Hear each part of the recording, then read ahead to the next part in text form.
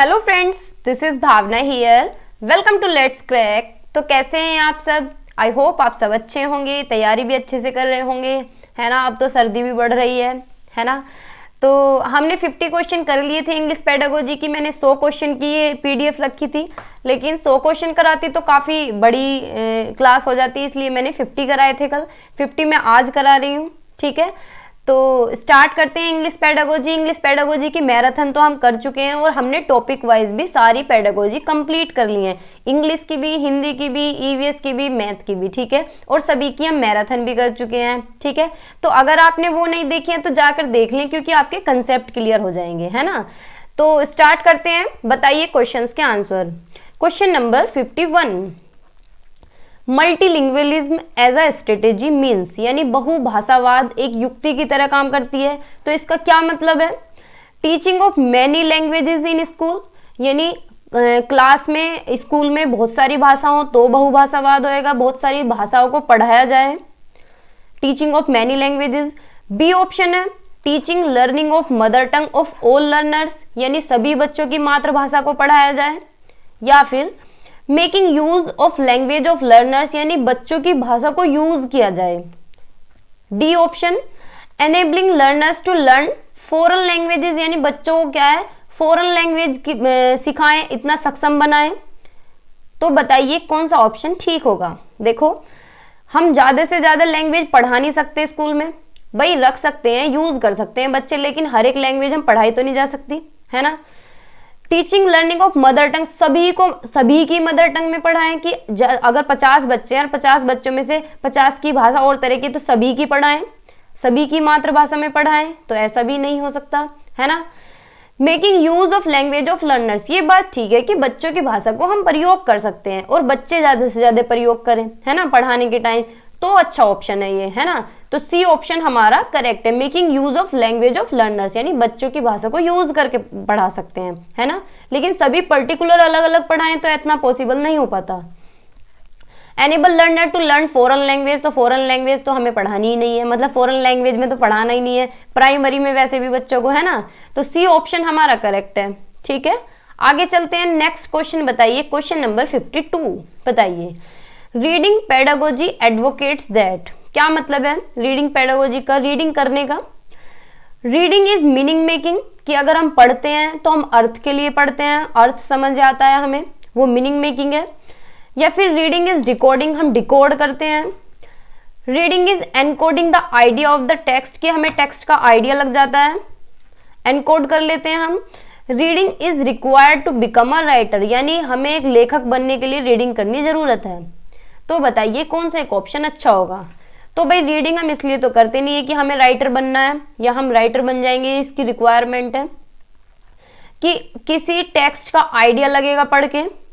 भाई ऐसे तो वैसे भी पढ़ के लग सकता है, लेकिन मतलब क्या होता है पढ़ने का, अगर हम पढ़ रहे हैं, ये बुक्स जो हम पढ़ रहे हैं इनका क्या मतलब है, भाई यही तो मतलब है कि हमें अर्थ समझ आए इसका, है, यही तो मतलब है रीडिंग करने का, कि वो मीनिंगफुल हो, जो भी हम पढ़ रहे हैं उसका मीनिंग हमें समझ आए, उसका हमें अर्थ समझ आए। ऐसे खाली रीडिंग मारने से क्या फायदा, ऐसे तो हम न्यूज़पेपर भी पढ़ते हैं ओवरऑल आइडिया के लिए, भाई हाँ ऊपर ऊपर से इंफॉर्मेशन मिल रही है ना। तो क्या है, रीडिंग हम किस लिए करते हैं, मीनिंग मेकिंग हो सके, जिससे कि मीनिंगफुल हो सके, कुछ हमें अर्थ समझ आ सके, है ना। तो ए ऑप्शन हमारा करेक्ट है, ठीक है। आगे चलें, क्वेश्चन नंबर 53 बताइए, story telling as a strategy for language learning aims at, यानी कहानी जो सिखाई जाती है, कहानी जो पढ़ाई जाती है क्लास में, कहानी जो बताई जाती हैं, उनका क्या उद्देश्य होता है भाषा शिक्षण में, बताइए। टीचिंग मॉरल्स टू लर्नर्स, यानी बच्चों में नैतिक मूल्य करने के लिए, नैतिक मूल्य पढ़ाने के लिए, कि मॉरल ऑफ द स्टोरी ये हुई है कि लालच बुरी वाला है। B option enabling teacher to learn by heart the story, कि टीचर क्या है, बिल्कुल दिल से जोड़ के पढ़ाए। बी ऑप्शन है enabling learners to read the story, जिससे कि बच्चे पढ़ने के सक्षम हो सके, पढ़ सके। या फिर एंगेजिंग लर्नर्स विद लैंग्वेज, या फिर बच्चों को एंगेज करने के लिए, जिससे कि भाषा से सभी बच्चे एंगेज हो सके, जुड़ सके, पार्टिसिपेट कर सके। तो यही ऑप्शन हमारा बेस्ट होगा कि ज्यादा से ज्यादा बच्चे क्या है, एंगेज करें, एक्टिवली पार्टिसिपेट करें, है ना। तो यही ऑप्शन हमारा बेस्ट है कि स्टोरी टेलिंग, कहानी हम क्यों पढ़ाते हैं, जिससे कि बच्चे जो है भाषा में इन्वॉल्व हो सके, एंगेज हो सके सब, है ना। तो डी ऑप्शन हमारा करेक्ट है। ठीक है, आगे चलते हैं। नेक्स्ट क्वेश्चन बताइए, क्वेश्चन नंबर 54 बताइए। A collection of short stories and other narratives are prescribed as supplementary reader for language learning, यानी कोई भी शॉर्ट स्टोरी या नैरेटिव है उसे सप्लीमेंट्री रीडर की तरह पढ़ाया जा रहा है क्लास में, तो उसका मेजर पर्पस क्या है जो सप्लीमेंट्री रीडर है, बताइए। टू प्रमोट इंटेंसिव रीडिंग, कि इंटेंसिव रीडिंग को बढ़ावा दें। इंटेंसिव रीडिंग होता है कि सब्जेक्ट पे मास्टरी कर लेना, इंग्लिश पे बिल्कुल कमांड कर लेना। टू प्रमोट मोरल लर्निंग, कि नैतिक सीखने के लिए, नैतिक मूल्य के लिए उसे बढ़ावा मिल सके। या फिर टू प्रमोट एक्सटेंसिव रीडिंग, कि ओवरऑल आइडिया के लिए। या फिर टू प्रमोट एकेडमिक स्किल्स, भाई एकेडमिक स्किल बढ़ाने के लिए तो कोई ऐसा सप्लीमेंट्री रीडिंग हम पढ़ेंगे नहीं, भाई कोई भी हम स्टोरी पढ़ रहे हैं तो उसके ओवरऑल आइडिया के लिए तो पढ़ते हैं। अच्छा, इस कहानी में ये हुआ, यहाँ से ये आदमी आया, अच्छा यहाँ से इसने चोरी कर ली, ये डकैती हो गई, तो ऐसे ही तो पढ़ते हैं, है ना। कोई भी शॉर्ट स्टोरी या कोई भी सप्लीमेंट्री रीडर हम पढ़ते हैं या लिटरेचर, तो किस लिए पढ़ते हैं? To promote extensive reading. किस लिए पढ़ते हैं? To promote extensive reading. आगे मैंने ये स्लाइड भी रखी हुई है, इसके बारे में डिटेल में भी पढ़ेंगे। ठीक है, नेक्स्ट क्वेश्चन बताइए, question number 55। Which of the following need not to be discussed in poetry classroom, यानी जब हम पोएट्री पढ़ा रहे होते हैं कोई भी, तो क्लास में क्या डिस्कस नहीं करना चाहिए, क्या जरूरी नहीं है, नॉट पूछा है। ठीक है, क्या डिस्कस नहीं होना चाहिए, बताइए। Ideas and theme of the poem, कि जो हम पोएम पढ़ा रहे हैं उसका आइडिया, उसकी थीम पता चले कि इस पोएम का क्या थीम है। उसकी राइम पता चले कि क्या राइमिंग स्कीम है, यानी लहर क्या है, इसकी सुरताल क्या है? पोइटिक डिवाइस क्या है, ये भी पता चले। लेकिन अगर हम कोई पोएम पढ़ते हैं तो उसके ग्रामर के लिए पढ़ते हैं क्या हम, कि इसकी ग्रामर पता चले, तो बताइए कौन सा एक ऑप्शन आपके अकॉर्डिंग ठीक है। भाई हम पोएम पढ़ते हैं तो हमें उसका आइडिया भी होना चाहिए कि पोएम में क्या कहना चाह रहा है राइटर, क्या इसका थीम है पोएम का, है क्या इसकी राइम है पोएम की, है क्या पोएटिक डिवाइस है। लेकिन ग्रामर का थोड़ी ना रोल होता है पोएम में, कोई रोल होता है ग्रामर का? नहीं होता ना। तो डी ऑप्शन हमारा करेक्ट होगा कि क्या डिस्कस नहीं कर सकते हम, क्या डिस्कस करना जरूरी नहीं है पोएट्री क्लासरूम में, ग्रामर। ठीक है, तो डी ऑप्शन हमारा करेक्ट है। आगे चलते हैं, क्वेश्चन नंबर 56 बताइए।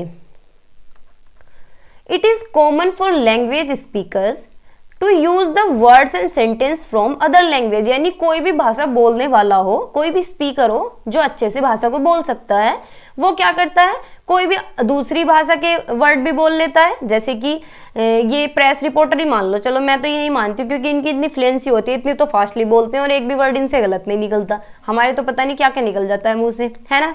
तो क्या है, जो लैंग्वेज स्पीकर होते हैं वो कोई भी वर्ड स्विच कर लेते हैं। भाई जैसे हिंदी बोल रहे हैं और बीच में इंग्लिश बोलने लग जाते हैं, और इंग्लिश भी इतनी फ्लुएंसी के साथ बोलते हैं, हिंदी भी इतनी फ्लुएंसी के साथ बोलते हैं, तो वर्ड्स को क्या है जल्दी जल्दी बदलते रहते हैं, कभी इंग्लिश कभी हिंदी कभी कोई और लैंग्वेज, है ना।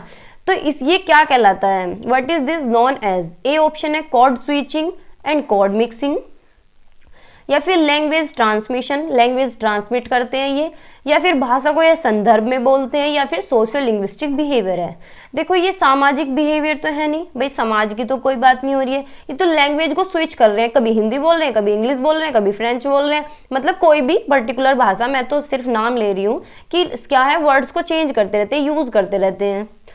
संदर्भ में बोल रहे हैं तो संदर्भ में तो ये बात नहीं कर रहे, क्योंकि संदर्भ तो होता है कि बस अपने एनवायरनमेंट से रिलेटेड कुछ भी।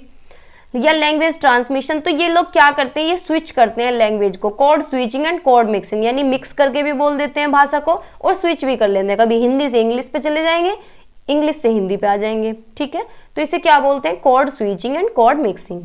ठीक है, तो ए ऑप्शन हमारा करेक्ट है। आगे चलते हैं, नेक्स्ट क्वेश्चन बताइए, क्वेश्चन नंबर 57 बताइए। Remedial teaching is mean to, देखो मैं 50 क्वेश्चन करा रही हूँ, 50 मैंने आज कराए हैं, 50 मैंने पहले कराए थे, तो एक पेपर में 15 क्वेश्चन होते हैं, तो अगर आप ये सारे भी कर लेते हैं तो आपकी इंग्लिश काफ़ी अच्छी हो जाएगी। देखो आपको हेल्प तो मिलेगी, है ना। और जो आपको समझना है वो आप कमेंट बॉक्स में बता दिया करें, मैं जो मुझसे हो सकेगा वो मैं करूँगी। ठीक है, जो भी टॉपिक आपको क्लियर ना हो, कुछ भी जो भी ना हो तो मैं करा दूंगी। ठीक है, बाकी मैंने अपनी तरफ से सारे टॉपिक वाइज टॉपिक सारी थ्योरी कराई हुई है, वो भी छोटी छोटी सी क्लिप है, अगर आपने नहीं देखी है तो देख सकते हैं जाके। ठीक है, क्वेश्चन नंबर 57 बताइए, remedial teaching is meant to, क्या मतलब है रिमेडियल टीचिंग का, यानी उपचारात्मक शिक्षण। ठीक है, हिंदी में बोलते हैं। ए ऑप्शन है इम्प्रूव द लर्नर्स लर्निंग, यानी बच्चे की लर्निंग को इम्प्रूव करने के लिए रिमेडियल टीचिंग होती है, या फिर improve the learners learning and teachers teaching, यानी बच्चे की भी लर्निंग इम्प्रूव हो और टीचर की टीचिंग इम्प्रूव हो, या फिर सी ऑप्शन है improve the performance of the learners in the test, या फिर टेस्ट में क्या है बच्चा परफॉर्मेंस अच्छी दिखाए उसका इम्प्रूवमेंट होना चाहिए, ये होता है रिमेडियल टीचिंग का मतलब, या फिर improve the class performance, class की परफॉर्मेंस इम्प्रूव हो। देखो रिमेडियल टीचिंग का मतलब तो इम्प्रूव करने से ये, भाई रिमेडियल टीचिंग क्यों दी जाती है, पहले बच्चे का डायग्नोज करेंगे, देखेंगे कि बच्चे को क्या समझ नहीं आ रहा है, फिर उसे रिमेडी देंगे, यानी जो भी समझ नहीं आ रहा है उसे दोबारा पढ़ाएंगे या फिर दोबारा बताएंगे, तो उसी तो रिमेडी कहते हैं। वो क्यों बताते हैं, जिससे कि बच्चा इम्प्रूव कर सके। तो इम्प्रूव तो सारे ही ऑप्शन में है, लेकिन ये वर्ड हमें नेगेटिव लगते हैं कि परफॉर्मेंस पे थोड़े ही ना ध्यान देते हैं, हम बच्चे का टेस्ट थोड़े ही ना लेंगे, हम क्या करेंगे बच्चे की लर्निंग इंप्रूव करेंगे। लेकिन इसमें भी ये है, इसमें भी ये है, इसमें क्या है कि बच्चे की लर्निंग इंप्रूव हो रही है, लेकिन इससे बेस्ट ऑप्शन ये है कि इसमें बच्चे की लर्निंग इंप्रूव हो रही है और टीचर की टीचिंग इंप्रूव हो रही है। भाई बच्चे को अगर समझ नहीं आ रहा है तो उसमें गलती भी टीचर की है ना, बच्चे की कोई गलती नहीं होती। तो इसमें क्या है, बच्चे की लर्निंग इंप्रूव हो रही है और टीचर की टीचिंग इंप्रूव हो रही है। ठीक है, तो सेकंड ऑप्शन हमारा बेस्ट है। ठीक है, आगे चलते हैं। बताइए नेक्स्ट क्वेश्चन, बताइए क्वेश्चन नंबर 58 बताइए, a learner in a village in the state of Jharkhand, कोई भी बच्चा है, कोई भी लर्नर है, कहाँ का, झारखंड का, झारखंड के किसी गांव का, knows her mother tongue and Hindi, यानी हिंदी उसकी मदर टंग है, वो उसे जानता है, the language of home and her neighbourhood, यानी उसके पड़ोस की भी भाषा है, उसके घर की भाषा है। भाई मदर टंग हमारे घर और पड़ोस की तो भाषा होती है ना। आगे पढ़ते हैं, सी लर्न इंग्लिश इन स्कूल, और इंग्लिश वो स्कूल में सीख रहा है, सीख ली उसने। विच of the languages come under language acquisition and which of the language come under language learning, तो कौन सी भाषा लैंग्वेज एक्विजिशन हुई और कौन सी भाषा लैंग्वेज लर्निंग हुई, ये बताना है। बताइए, ए ऑप्शन है mother tongue and Hindi come under language acquisition, कि जो मदर टंग है या फिर हिंदी है वो लैंग्वेज एक्विजिशन के अंदर आती है, यानी भाषा अर्जित के अंदर आती है। बी ऑप्शन है इंग्लिश कम अंडर लैंग्वेज लर्निंग, इंग्लिश किसके अंदर आती है, लैंग्वेज लर्निंग के अंदर आती है। इस क्वेश्चन के अकॉर्डिंग देखो, ऐसे हम किसी पर्टिकुलर लैंग्वेज को ऐसे नहीं कह सकते कि ये एक्विजिशन के अंदर आती है, लर्निंग के अंदर आती है ना। सी ऑप्शन है Hindi comes under language learning. D option है all the language come under language acquisition. तो बताइए कौन सा एक ऑप्शन बेस्ट होगा। देखो बता दिया होगा आपने तो अब तक, all the language come under language acquisition, ऐसा नहीं है कि सभी भाषा अर्जित की जाती है। भाई एक दो भाषाएं तो अर्जित कर सकते हैं, ज़्यादा प्रोबेबली होती है एक भाषा अर्जित करने की, क्योंकि हमारे घर में एक भाषा बोली जाती है जो हम अर्जित कर लेते हैं, जो हम एक्वायर कर लेते हैं इजीली। भाई जो हमारे मम्मी पापा दादा दादी पड़ोसी बोलते हैं वही भाषा हम बोलते हैं, तो उसे क्या बोलते हैं, लैंग्वेज एक्विजिशन। ठीक है, और जो हम स्कूल में सीखते हैं उसे बोलते हैं लैंग्वेज लर्निंग, यानी भाषा अधिगम। ठीक है, तो इंग्लिश हम स्कूल में सीखते हैं, इसने क्या है इंग्लिश स्कूल में लर्न करी, जो भी ये पर्टिकुलर बच्चा है, तो इसने क्या करी इंग्लिश लैंग्वेज लर्न करी। और हिंदी क्या है मदर टंग, और हिंदी क्या करी इनने लैंग्वेज एक्वायर करी, ये वाली इसने अर्जित करी क्योंकि ये इसके घर की भाषा थी। ठीक है, तो ए और बी ऑप्शन यानी हमारे ठीक है, फर्स्ट और सेकेंड। तो फर्स्ट और सेकेंड फर्स्ट ही ऑप्शन में दिए गए हैं, तो ए ऑप्शन हमारा करेक्ट है। ठीक है भाई, जो घर की भाषा है वो एक्वायर की है और जो इंग्लिश है दूसरी भाषा है वो लर्न की है। ठीक है, आगे चलें। नेक्स्ट क्वेश्चन बताइए, question number 59, which of the following represent the typical pedagogical sequence to teach student how to write, यानी कौन सा एक शिक्षण शास्त्र है, कौन सा एक तरीका है इंग्लिश को सीखने का, लिखने का, बच्चों को लिखने का सीखने का। ठीक है, बच्चे कैसे लिखना सीखते हैं, कौन सा एक तरीका बेस्ट है बताइए। ए ऑप्शन है get student to write letters with straight line and curve, यानी बच्चे क्या है जब लेटर बनाना सीखते हैं स्ट्रेट लाइन के साथ सीखते हैं और कर्व्स के साथ सीखते हैं। कर्व होते हैं, जैसे ऊ का उल्लू बनाना है तो मैडम क्या है पहले ये सिखाती है, ऐसे करना सिखाती है ना, तो नर्सरी में आपने भी तो देखा होगा। बी ऑप्शन है get student to draw a number of specific shapes, कि बच्चे क्या है कोई भी शेप ड्रॉ करें। Get student to read aloud and write letters shapes multiple times, यानी बच्चे क्या है तेज तेज बोले और जो लेटर्स हैं उन्हें बहुत बार रिवाइज करें, बहुत बार लिखें कई बार। तो इन्हें क्या है सीरीज में लगाना है। तीनों ही ऑप्शन ठीक है, लेकिन तीनों को सीरीज में लगाना है कि पहले क्या करेगा बच्चा। जब बच्चा लिखना सीखेगा सीक्वेंस में तो पहले क्या करेगा बताइए। देखो जब बच्चा पहले लिखना सीखता है तो लिखने पहले से, लिखना तो वो बाद में सीखेगा, पहले तो क्या है ड्रॉ ही करने सीखेगा। कोई भी स्पेसिफिक शेप, टीचर क्या है ऐसी शेप दे देगी उसे ड्रॉ करने के लिए इस तरह की कि ऐसे ऐसे ड्रॉ करो, या फिर ऐसे ऐसे करेगी, इसे ड्रॉ करके लाओ, कुछ भी है ना। तो पहले तो ड्रॉ ही करेगा बच्चा, बाद में लिखना सीखेगा। बाद में क्या है लेटर्स को लिखेगा, स्ट्रेट लाइन कर्व्स बनाना सीखेगा। फिर उसके बाद क्या है उन्हें बोलेगा तेज और क्या है लेटर्स को मल्टीपल टाइम्स रिवाइज करेगा, शेप्स लिखेगा, जैसे भी करेगा ठीक है, लेकिन बाद में बोलेगा वो ठीक है। बाद में तेज तेज बोलते हैं ना, A for apple, B for boy. तो बी ऑप्शन हमारा पहले आया, फिर ए आया, फिर सी आया, यानी पहले बच्चा क्या है कोई भी शेप ड्रॉ करना सिखाएंगे हम बच्चे को, फिर उसके बाद लेटर लाइंस देंगे, कर्व्स देंगे, फिर उसके बाद उससे बुलवाएंगे। तो बी ए सी यानी सेकंड, फर्स्ट एंड थर्ड ठीक है। तो सी ऑप्शन में हमारे दिए गए हैं सेकंड, फर्स्ट एंड थर्ड ठीक है भाई। आगे चलते हैं क्वेश्चन नंबर 60 बताइए। A word wall is a set of words, यानी वर्ड वॉल क्या है एक शब्दों का पूरा सेट है, या तो रिटन फॉर्म में हो या प्रिंटेड फॉर्म में। और कैसे शब्द हैं उसके अंदर, बड़े बड़े शब्द हैं जो कि कहाँ पेस्ट किए गए हैं क्लासरूम में। क्लासरूम की दीवार पे आपने देखा होगा प्राइमरी क्लास में जब हम जाते हैं तो वहाँ पे चार्ट लगे होते हैं बड़े बड़े अक्षरों में लिखे हुए, किसी पे फ्रूट्स नेम लिखे होते हैं, किसी पे एनिमल्स नेम, किसी पे बर्ड्स नेम, है ना, लिखे होते हैं ना बड़े बड़े, जो कि विजिबल मैनर यानी बच्चा दूर से भी देख सकता है ना, सभी ने देखे होंगे। Which of these literacy concept of skills can not be taught using a word wall, यानी उन शब्दों के द्वारा कौन सी एक स्किल बच्चों में नहीं जागरूक की जा सकती, कौन सी एक स्किल नहीं आ सकती, कौन सी एक स्किल नहीं डाली जा सकती बताइए। अवेयरनेस ऑफ स्पेलिंग पैटर्न, कि बच्चा दूर से देख के भाई स्पेलिंग भी देख लेगा, याद कर लेगा, याद नहीं मतलब समझ बना लेगा स्पेलिंग की कि भाई हाँ एप्पल की स्पेलिंग ये होती है ना, बनाना की स्पेलिंग ये होती है। प्रोनाउंसिएशन ऑफ डिफिकल्ट वर्ड, या फिर अंडरस्टैंडिंग फोनिक रूल्स की उनके साउंड भी पहचान लेगा कि A for apple, B for boy. लेकिन जैसे कि पोमीग्रेनेट है, कितना बड़ा वर्ड है ना, अनार, तो इतनी जल्दी सी बच्चा क्या उसे प्रोनाउंस तो कर नहीं सकता क्योंकि डिफिकल्ट वर्ड है ना।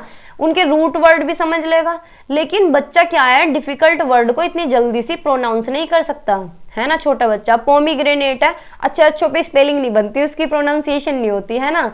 तो बच्चा क्या है अवेयर तो हो जाएगा, स्पेलिंग भी देख लेगा, फोनिक रूल्स भी देख लेगा, रूट वर्ड भी देख लेगा, लेकिन बड़े जो वर्ड हैं जो डिफिकल्ट वर्ड हैं उन्हें प्रोनाउंस नहीं कर सकता, ऐसे जो वॉल पे लगे होते हैं ये, है ना। तो बी ऑप्शन हमारा करेक्ट है ठीक है। यही पूछा था यहाँ पे कि कौन सी एक स्किल नहीं की जा सकती देख के, तो बी ऑप्शन करेक्ट है। नेक्स्ट क्वेश्चन बताइए, question number 61। The process approach of writing involves, जब मैंने थ्योरी कराई थी तो ये कराया था बहुत अच्छे से, सभी के टाइप्स भी करवाए थे, स्टेजेस भी करवाई थी, LSRW की सारे स्टेप कराए थे। तो बताइए, इसे तो बता देंगे आप। ए ऑप्शन है ड्राफ्टिंग, बी ऑप्शन है brainstorming, C editing and D revising, ravishing, कुछ भी बोलो।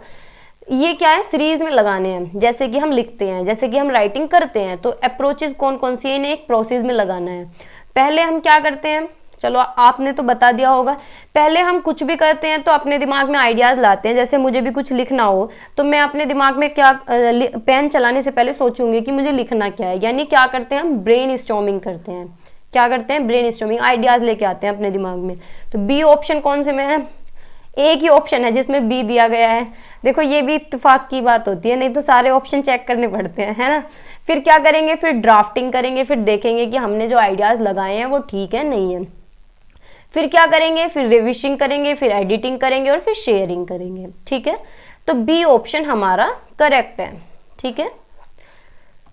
देखो मैंने स्टेजेस रखी हुई हैं इनकी, कौन कौन सी स्टेज होती है राइटिंग की। हर बार पिछली बार तो स्टेजेस से क्वेश्चन पूछा ही गया था, राइटिंग से भी, स्पीकिंग, मतलब जो ये LSRW है इनसे हर शिफ्ट में क्वेश्चन आए थे ठीक है।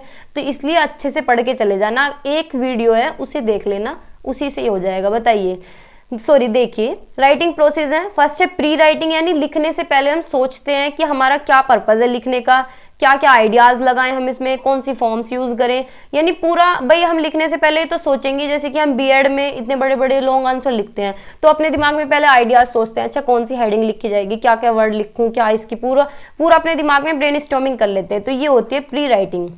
फिर उसके बाद हम राइटिंग करते हैं, यानी पूरा जो हमारा मटेरियल है हमारे दिमाग में उसे ऑर्गेनाइज करते हैं, वर्ड चॉइस करते हैं, सेंटेंस की फ्लुएंसी करते हैं, ठीक है। फिर रेस्पॉन्ड करते हैं, यानी टीचर और पीयर कॉन्फ्रेंस या पीयर इवेल्युएशन, यानी सेल्फ इवेल्युएशन भी लिखा है इसमें, पीयर इवेल्युएशन यानी खुद से भी इवेल्युएट करते हैं कि भाई मैंने ठीक लिखा है नहीं लिखा है, भाई रीचेक भी तो करते हैं, अच्छा ये क्वेश्चन मैंने ठीक लिख दिया, अच्छा ये वाली हेडिंग ठीक है, ऐसे ही तो करते हैं।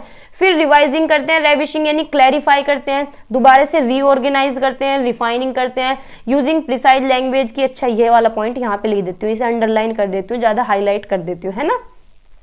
फिर एडिटिंग करते हैं, यहाँ पे फुल स्टॉप लगाना भूल गई, यहाँ पे कोमा लगाना भूल गई, या फिर ये वाला वर्ड है या इसका ये वाला अक्षर बड़ा होना चाहिए, है ना, पूरा एडिटिंग करते हैं। फिर उसके बाद उसे पब्लिशिंग करते हैं, यानी हमारा काम कंप्लीट, टीचर के हाथ में हैंड ओवर करना, ठीक है। फिर क्या कर देते हैं, उसकी शेयरिंग कर देते हैं, यानी प्री राइटिंग करते हैं, फिर एडिटिंग यानी राइटिंग, रेस्पॉन्डिंग, रिवाइजिंग, एडिटिंग और पब्लिशिंग, शेयरिंग, ठीक है भाई। इसे शायद ड्राफ्टिंग भी बोलते हैं, ठीक है। नेक्स्ट क्वेश्चन बताइए, क्वेश्चन नंबर 62 बताइए, a teacher conducts a pair work activity in class 4th, यानी क्लास 4th में क्या करा रहा है, पेयर में वर्क करा रहा है, ग्रुप में वर्क करवा रहा है कोई भी activity, and ask student A to be the waiter, यानी ए जो ए पर्टिकुलर ए नाम का बच्चा है उसे तो वेटर बना रहे हैं, बी को क्या है कस्टमर बना रहे हैं, यानी इस तरह की एक्टिविटी क्लास में कराई जा रही है कि भाई तू तो वेटर का रोल प्ले करेगा, तू कस्टमर का प्ले करेगा, है ना। Ask each pair to this activity provide the least opportunity carry out a conversation to improve, यानी सबसे कम जो इसमें इम्प्रूव होने वाली एक्टिविटी है वो कौन सी है, इस एक्टिविटी के माध्यम से कि एक बच्चा वेटर बनाया है, एक कस्टमर कराया है, तो वे आपस में डिस्कशन भी करेंगे, तो कौन सी सबसे कम इम्पोर्टेंट है जो इम्प्रूव होगी इस पूरी कन्वर्सेशन में। क्लैरिटी ऑफ एक्सप्रेशन की वे दोनों एक्सप्रेशन भी देंगे कि कस्टमर आएगा पूछेगा कि भाई साहब आपके पास ये चीज़ है नहीं, तो बच्चे ऐसी तो रोल प्ले करते हैं, ठीक है। एक्टिव लिसनिंग, एक्टिव एक दूसरे की सुनेंगे भी एक्टिवली, है ना। सेंटेंस कंस्ट्रक्शन, जब बातचीत होगी सेंटेंस का पूरा कंस्ट्रक्शन होगा, पूरी वाक्य की रचना होगी, है ना। वोकेबलरी, तो कौन सा एक इम्प्रूव नहीं होगा, कौन सा एक लीस्ट इंपॉर्टेंट है इसमें बताइए जो इम्प्रूव नहीं होगा। भाई एक्सप्रेशन भी होंगे उन दोनों के बीच में, वेटर वेटर जैसे एक्सप्रेशन देगा और कस्टमर कस्टमर जैसे एक्सप्रेशन देगा, लिसनिंग भी एक्टिव होगी, एक दूसरे की सुनेंगे भी, सेंटेंस कंस्ट्रक्शन भी, लेकिन वोकेबलरी इंप्रूव नहीं होगी। भाई वोकेब क्या ही इंप्रूव होगी इसमें, है ना। तो ये क्या है, डी ऑप्शन लिस्ट इंपॉर्टेंट है, ठीक है। सबसे ज्यादा सबसे कम इंप्रूव कौन सा होगा, वोकेब, बाकी सारे सही हैं, ठीक है। लिस्ट पूछा है, ठीक है, तो डी ऑप्शन हमारा करेक्ट है। नेक्स्ट क्वेश्चन बताइए, question number 63, which of these would be the most appropriate to teach visualization to student, visualization के लिए सबसे एक अच्छा तरीका कौन सा है पढ़ाने का, बच्चों के अंदर विजुअलाइजेशन लाना है कि बच्चे विजुअलाइजेशन कर सकें दिमाग में। ए ऑप्शन है, what location do you think this story took place in, what location do you think, इस स्टोरी में तुम क्या लोकेशन देख सकते हो अपनी जगह अपने आप को रख के, ठीक है। बच्चा क्या है अपने आप को रख के देख सकता है, कोई भी पर्टिकुलर स्टोरी है। बी ऑप्शन है, लुक एट द इमेज, की इमेज को देखो जो कि टेक्स्ट में दी गई है, और टेल व्हाट यू सी, की इमेज देख के बताओ कि तुमने क्या देखा। How does the author describe the dogs character, author dog का कैरेक्टर कैसे डिस्क्राइब करेगा। Imagine and right the alternative version of the last scan, imagine करो और लिखो अल्टरनेटिव वर्जन। देखो यहाँ विजुअलाइजेशन की बात हो रही है, लिखने की कोई बात नहीं हुई है, ठीक है। How does the author describe the dog character, ये कहानी पढ़ के बता देगा, भाई ऑथर जैसे ऑथर ने डॉग का कैरेक्टर बताया होगा बच्चा पढ़ के बता देगा। इमेज क्या है, इमेज देख के बताना है, इसमें भी कोई विजुअलाइजेशन नहीं होगी, लेकिन ये विजुअलाइजेशन होगी कि अपनी लोकेशन बताओ, तुम अपने आप को रख के बताओ इस स्टोरी में, ठीक है। फलाने मतलब कोई भी ए टू जेड पर्टिकुलर ए बंदे का या बी बंदे का रोल बताओ, उसकी लोकेशन बताओ, तो बच्चा क्या है विजुअलाइजेशन करेगा, ठीक है। तो ए ऑप्शन हमारा करेक्ट होगा, what location do you think this story took place, ठीक है। तो ए ऑप्शन हमारा करेक्ट है, इसमें बच्चे की विजुअलाइजेशन लगेगी, ठीक है। नेक्स्ट क्वेश्चन बताइए, क्वेश्चन नंबर 64 बताइए, which of the following will be the most appropriated exercise for a teacher to develop inference making in students after reading a story. यानी कौन सा एक सबसे बढ़िया तरीका है टीचर के लिए, टीचर क्या डेवलप करना चाहती है, इन्फ्रेंस मेकिंग, यानी बच्चे क्या है फैक्ट्स और एविडेंसेस के बेस पे क्या करें, कंक्लूजन निकालें कोई भी स्टोरी पढ़ के। बताइए कौन सा एक ऑप्शन उस तरफ जाएगा। ए ऑप्शन है what place have you been to that is similar to the one in the story. B option है which person you know is likely to react in the same way as in the character of the story. यानी किस person को तुम जानते हो जो कि इसी तरह से बिहेव करता है, इसी तरह से रिएक्ट करता है जैसे कि स्टोरी में कैरेक्टर है। या फिर pick an imaginary in the story and use it in a sentence of your own. यानी कोई भी इमेजिनेशन उठाओ स्टोरी में से और इसे क्या है किसी भी सेंटेंस में रख दो अपने अपने शब्दों में। या फिर watch the video based on the story, we read and describe the setting in your own word. कोई भी वीडियो के बेस पे क्या है कोई भी अपने वर्ड्स बताओ, कोई भी सेटिंग बताओ वर्ड्स की। तो बताइए कौन सा ऑप्शन ठीक होगा। देखो क्या है कोई भी वीडियो देखना उसके बेस पे क्या है उसके बेस पे अपने वर्ड्स बताओ, तो ये तो कोई ऑप्शन ठीक नहीं लग रहा है। कोई भी इसमें क्या है स्टोरी पढ़ने के बाद क्या है कंक्लूजन निकालना है, इसी के बेस पे ये सेंटेंस दिए गए हैं। ठीक है, pick an imagery in the story and use it in your sentence, तो इसमें भी कोई इन्फ्रेंस मेकिंग नहीं लगी, यानी फैक्ट्स और एविडेंसेस के बेस पे क्या है कंक्लूजन निकालना। ये ऑप्शन ठीक है कि which person do you know is likely, ये तुम ऐसे किसी आदमी को जानते हो जो कि इस स्टोरी के कैरेक्टर जैसा हो, ऐसे ही रिएक्ट करता हो जैसे कि इस स्टोरी में कैरेक्टर है। भाई ये तो बात ठीक है, इसमें क्या है फैक्ट्स और एविडेंसेस के बेस पे कंक्लूजन निकाल रहे हैं कि इस स्टोरी को पढ़ने के बाद अपने पड़ोस में अपने आसपास कोई ऐसा आदमी बताओ जो कि ऐसे ही रिएक्ट करता हो जैसे कि स्टोरी में किया गया है ना। तो ये हुई इन्फ्रेंस मेकिंग, तो यही ऑप्शन हमारा करेक्ट है। ठीक है, तो बी ऑप्शन हमारा करेक्ट है। ठीक है, आगे चलते हैं क्वेश्चन नंबर 65 बताइए, which of the following exercises is not an example of a teacher using scaffolding. Scaffolding क्या होता है, हेल्प देना, प्रॉम्प्ट देना, क्लूज देना। ठीक है, टेम्परेरी मदद मतलब मदद करना। तो कौन सा एक इसमें से एग्जाम्पल नहीं है जिसमें टीचर मदद कर रहा हो। बताइए, ask student to listen to a podcast, बच्चों से कहें कि कोई भी पॉडकास्ट सुने, and share two new words they learn through it, यानी उससे जो सीखे हो अपने आप बताओ इसमें से 2 वर्ड। ठीक है, बी ऑप्शन है give student a short poem to read with meaning of difficult words provided at the beginning of the passage. यानी क्या है कोई भी शॉर्ट पोएम बच्चों को पढ़ने को दें, लेकिन क्या करें स्टार्टिंग में उसके डिफिकल्ट वर्ड लिख के दे दें जिससे बच्चों की थोड़ी सी हेल्प हो जाए। ठीक है भाई, ask student several simple questions orally and then summarise these to answer one big question. यानी बच्चों से क्या है सिंपल क्वेश्चंस पूछें ओरली और फिर उनकी समरी बता दें जिससे कि बच्चा क्या है कोई भी बड़े क्वेश्चन का भी आंसर दे सके। हेल्प कर रहे हैं भाई यहाँ भी। Provide a list of topics starts a student can speak 2 minute, कोई भी लिस्ट दे दी टॉपिक की और बच्चे से 2 मिनट बुलवाएं on with prompts on the areas to be covered, यानी थोड़ा सा क्लू देके संकेत देके कि इसके ऊपर 2 मिनट बोल दो, कोई भी संकेत दे दिया। भाई यहाँ भी संकेत दे दिया यानी प्रॉम्प्ट्स दे दी, संकेत यानी हेल्प दे दी, स्कैफोल्डिंग कर दी। यहाँ भी पहले ही समरी बता दी टीचर ने जिससे कि कोई भी बड़ा आंसर बच्चा दे सके, तो यहाँ भी हेल्प की है। और यहाँ क्या किया है कि पैसेज के स्टार्टिंग में डिफिकल्ट वर्ड लिख के दे दिए, उनकी हिंदी मीनिंग लिख दी कि बच्चा क्या है आगे पोएम पढ़ सकेगा। ठीक है, लेकिन ये ऑप्शन में क्या है कि बच्चे को कह रहे हैं कि पॉडकास्ट सुनो और अपने आप 2 वर्ड बताओ, तो बच्चे को क्या है खुद ही मेहनत करनी पड़ रही है। इसमें कोई टीचर ने कोई भी हेल्प बच्चे की नहीं की है, तो यही हमसे पूछा था। ठीक है, कौन सी एक नहीं है जिसमें स्कैफोल्डिंग नहीं दी गई। स्कैफोल्डिंग क्या होता है, टेम्परेरी हेल्प देना, बच्चे को मदद करना। ठीक है, तो ए ऑप्शन हमारा करेक्ट है। नेक्स्ट क्वेश्चन बताइए, क्वेश्चन नंबर 66। अच्छा बताइए, which of these follows the deductive method to teach preposition to student, यानी प्रपोजिशन पढ़ाने के लिए कौन सा एक डिडक्टिव मेथड को फॉलो कर रहा है। डिडक्टिव मेथड क्या होता है, रूल टू एग्जाम्पल जाना, क्या जाना, पहले बच्चे को रूल सिखाना, फिर उसके बाद एग्जाम्पल बताना। ठीक है, बताइए। ए ऑप्शन है explain the rules of using preposition and give example, कि बच्चे को क्या है प्रीपोजिशन के रूल बता दें फिर उसके बाद एग्जाम्पल बताएं। आंसर तो पता ही चल गया। B option give several example of preposition and ask student to derive the rules, यानी बच्चे को क्या है, बच्चा क्या है एग्जाम्पल दे बहुत सारे, या फिर बच्चे को एग्जाम्पल दे और उसके बाद रूल्स पे जाएं। Explain the rules of using preposition while teaching a prose, rules को यूज करके बताएं। Giving sentence ask student to identify words that are not nouns, pronouns, verbs और एडजेक्टिव, यानी बच्चों से क्या कहें, एग्जाम्पल दे रहे हैं बहुत सारे उनमें से कि इनमें से कौन सा नाउन नहीं है, कौन सा प्रोनाउन नहीं है, कौन सा वर्ब नहीं है, कौन सा एडजेक्टिव नहीं है, ये बताओ, फिर उसके बाद रूल्स पे चलेंगे।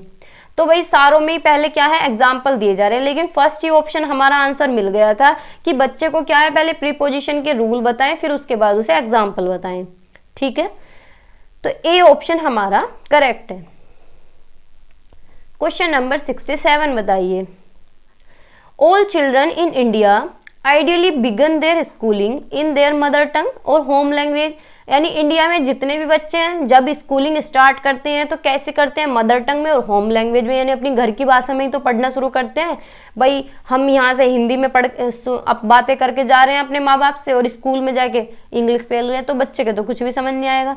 तो जो घर में भाषा यूज होती है वही तो स्कूल में होती है शुरुआत में, है ना, नहीं तो अगले दिन जाएगा भी नहीं बच्चा।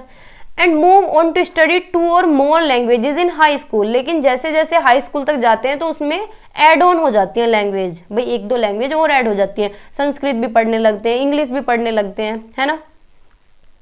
What is this language in education strategy known as, तो जो ऐड हो रही है लैंग्वेजेस ये क्या कहलाता है, ये पूरा सिस्टम कि बच्चा पहले तो मदर टंग में पढ़ रहा है फिर ज्यादा से ज्यादा लैंग्वेज यूज हो रही है। मदर टंग बेस्ड मल्टीलिंग्वलिज्म, यानी मातृभाषा आधारित बहुभाषावाद, language education policy, official education policy या मल्टीलिंग्वलिज्म पॉलिसी फॉर एजुकेशन। तो बताइए कौन सा एक ऑप्शन करेक्ट होगा, बताइए।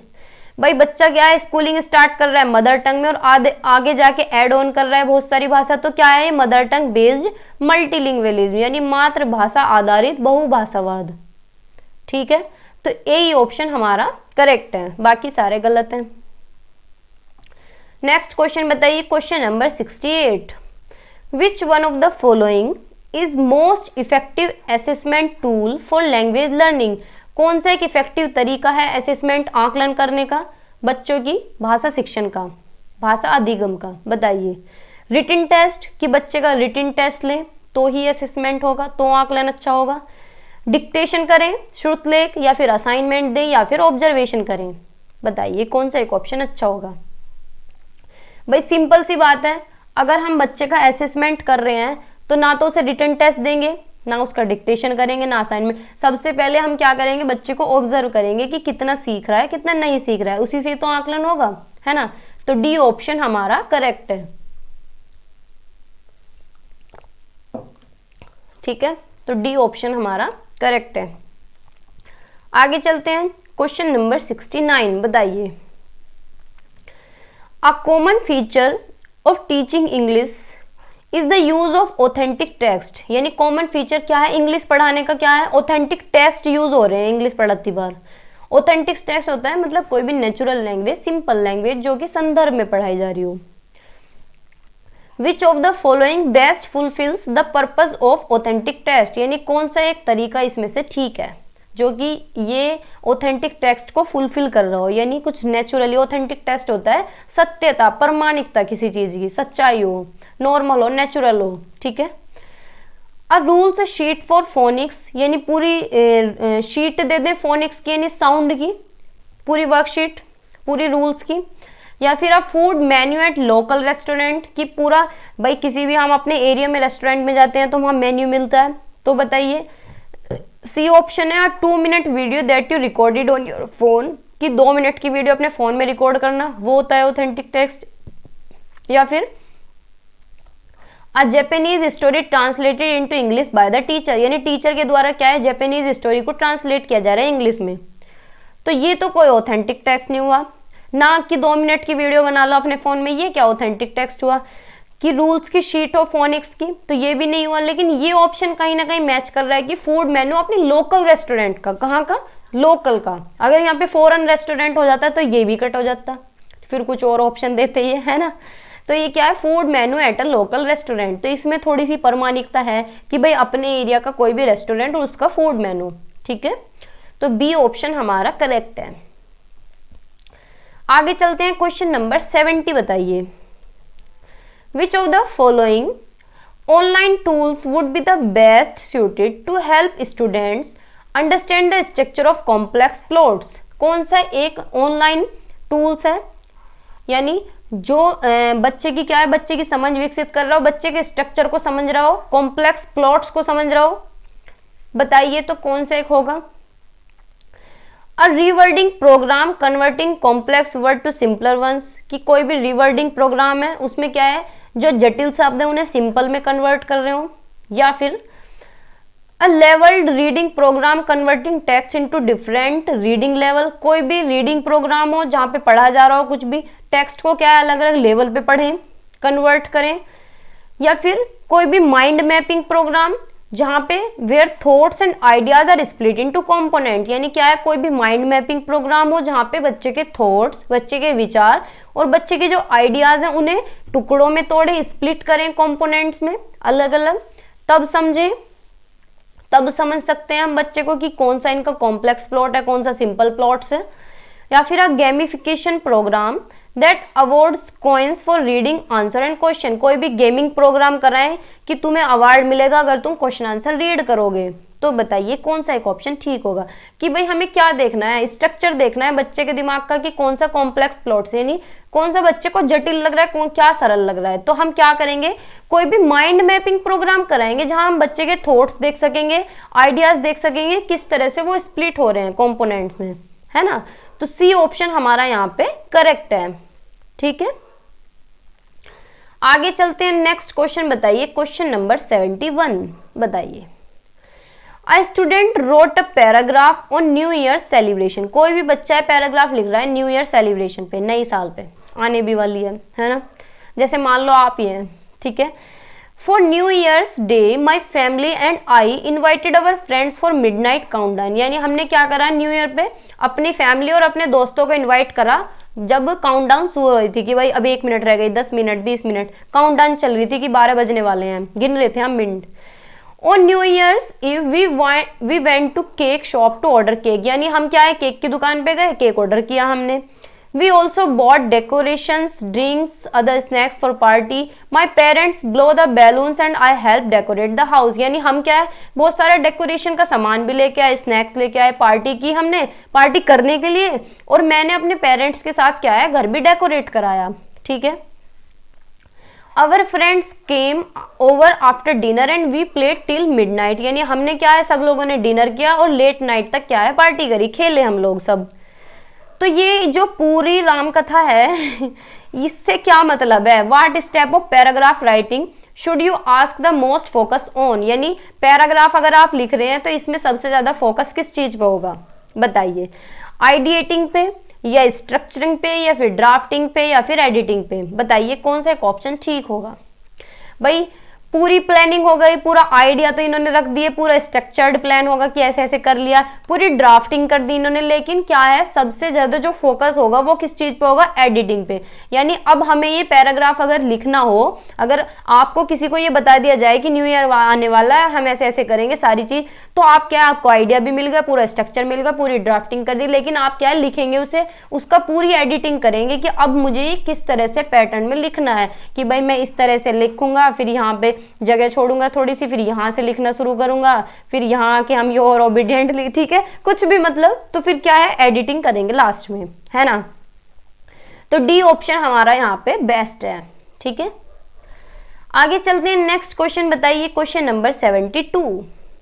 Which of the following would be the most effective tool to teach vocabulary and spelling to grade in third children who are learning English as their second language, कौन सा एक अच्छा तरीका है वोकैब और spelling पढ़ाने का, किसे, थर्ड क्लास के बच्चों को जो कि इंग्लिश सीख रहे हैं एज अ सेकेंड लैंग्वेज।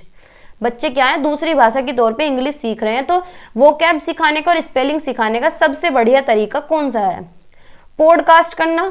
भाई पॉडकास्ट क्या होता है? कोई भी ऑनलाइन रिकॉर्डिंग होती है पॉडकास्ट, जिसे कि हम डाउनलोड कर सकें, तो पॉडकास्ट है तो इसमें लेना देना नहीं है।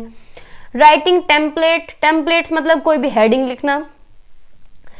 पिक्चर डिक्शनरी, पिक्चर डिक्शनरी का मतलब होता है कि बच्चे को क्या है कोई भी वर्ड हम सिखा रहे हैं, कोई भी वोकैब सिखा रहे हैं, तो उसकी क्या है पिक्चर भी दिखाएं साथ के साथ। या फिर बाइलिंगुअल टेक्स्ट, तो बताइए कौन सा एक ऑप्शन होगा? भाई इंग्लिश सिखा रहे हैं एज ए सेकंड लैंग्वेज, तो बाइलिंगुअल टेक्स्ट तो सिखा नहीं रहे हैं, है ना। ना यहाँ पे पॉडकास्ट हो रही है, ना ही कोई हेडिंग सिखा रहे हैं। हम क्या सिखा रहे हैं? बच्चों को वोकैब सिखा रहे हैं और स्पेलिंग सिखा रहे हैं। तो कैसे सिखाएंगे? पिक्चर डिक्शनरी के थ्रू। कोई भी जैसे हमें सिखाना है, कोई भी वोकैब सिखानी है, मिल्क सिखाना है कि बच्चे को मिल्क मिस क्या होता है? दूध। तो क्या है पिक्चर डिक्शनरी में हम पूरा ग्लास दिखाएंगे दूध से भरा हुआ, इधर मिल्क होगा, इधर दूध लिखा होगा, मतलब बच्चा क्या है स्पेलिंग भी सीख जाएगा, वोकैब भी सीख जाएगा। कैसे? पिक्चर डिक्शनरी के थ्रू, यानी वर्ड भी होंगे पिक्चर भी होंगी। ठीक है, आया समझ? तो सी ऑप्शन हमारा करेक्ट है। नेक्स्ट क्वेश्चन बताइए, question number 73। According to the approach total physical response TPR, a teacher should, इस अप्रोच के अकॉर्डिंग टीचर को क्या करना चाहिए? क्या करता है टीचर इसमें? Often conduct games and physical activities related to the topic, यानी कोई भी गेम कंडक्ट कराए, कोई भी खेल कराए और फिजिकल एक्टिविटीज करे उस टॉपिक पे, या फिर फिजिकल एक्टिविटीज कराए, या फिर facilitate discussions and dialogue among the students in English, यानी कोई भी डिस्कशन करे, डायलॉग डिस्कशन करे बच्चों के बीच में और बच्चों से कराए। कैसे? इंग्लिश में। ठीक है। Teach vocabulary bye connecting words and appropriate action, यानी कोई भी वोकैब जो पढ़ा रही हैं वो कैसे पढ़ाएं? एक्शंस के थ्रू, उन वर्ड्स के जो एक्शन, वर्ड्स को कैसे कनेक्ट करें? एक्शन से।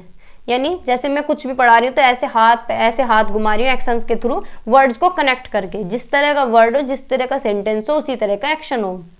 या फिर help student accomplish real world task using their English abilities, यानी बच्चों की हेल्प करें रियल वर्ल्ड टास्क में, जिससे कि वो इंग्लिश की एबिलिटीज उनकी डेवलप हो सके।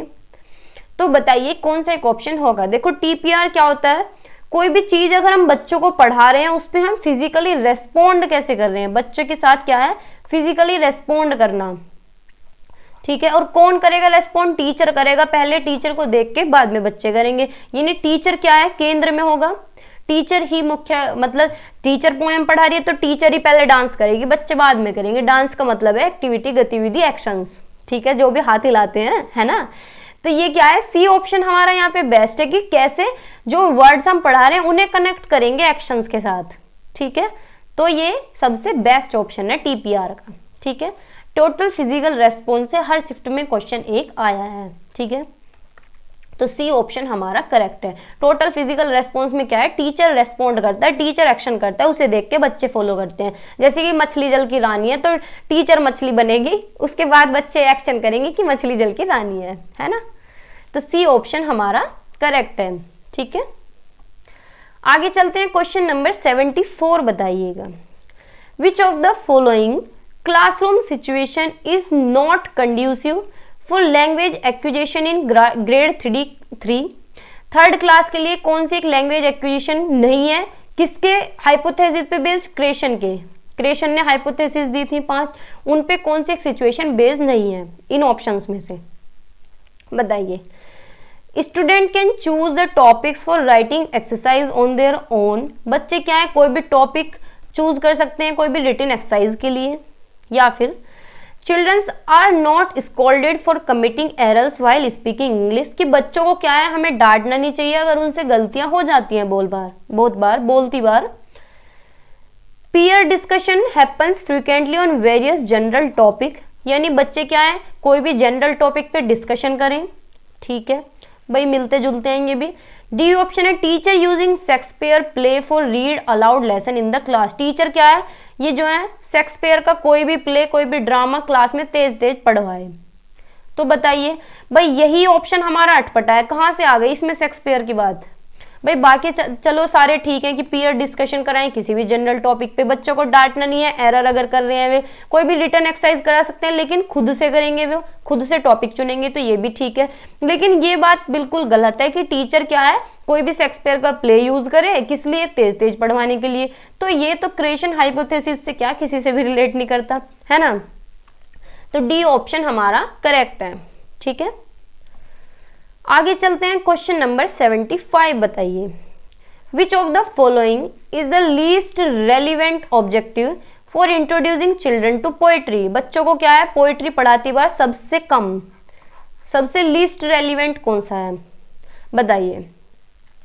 ए ऑप्शन है to improve students ability to memorise and recall, यानी क्या है पोएट्री अगर हम पढ़ा रहे हैं तो उसका ये उद्देश्य होना चाहिए कि बच्चे क्या है ज़्यादा से ज़्यादा रट सकें, ज़्यादा से ज़्यादा याद कर सकें।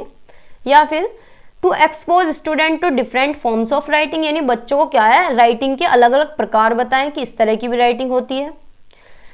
To build intonation skills in children through an easier format, बच्चों में क्या है इंटोनेशन स्किल डेवलप करें। इंटोनेशन क्या होता है आवाज का ऊपर नीचे होना है, rise and fall of voice. Rise and ये मैं इसलिए लिख रही हूं क्योंकि बहुत बार पेपर में यही वर्ड पूछ लेता है और पूछा भी गया है 2019 में। ठीक है, क्या है intonation, rise and fall of voice, यानी आवाज का ऊपर नीचे होना। जैसे कभी मेरी आवाज तेज हो रही है, कभी मंदी हो रही है, अगर क्वेश्चन खत्म हो जाता है तो मैं पॉज ले लेती हूँ, यानी मैं रुक जाती हूँ। तो ये क्या होता है, इसे इंटोनेशन बोलते हैं। जो पूरा प्रोसेस होता है, आवाज कभी ऊपर हो रही है कभी नीचे हो रही है, साउंड है ना, तो इसे क्या बोलते हैं इंटोनेशन। तो बच्चों में इंटोनेशन स्किल बिल्डअप करना। या फिर डी ऑप्शन है to improve comfort with words and spelling through rhyme and repetition, यानी बच्चों को क्या है इस तरह की वर्ड्स इंप्रूव कराएं, स्पेलिंग इंप्रूव कराएं, कैसे राइम्स एंड रिपीटेशन से। ठीक है, एक रिदम में एक राइम में। ठीक है, तो ये ऑप्शन भी ठीक है भाई कि बच्चों की क्या इंप्रूव करवा रहे हैं स्पेलिंग, कैसे राइम से और रिपीटेशन से। इंटोनेशन डेवलप कर रहे हैं बच्चों के अंदर और बच्चों को क्या एक्सपोज कर रहे हैं कि इस तरह की राइटिंग होती है, इस तरह के राइटर होते हैं।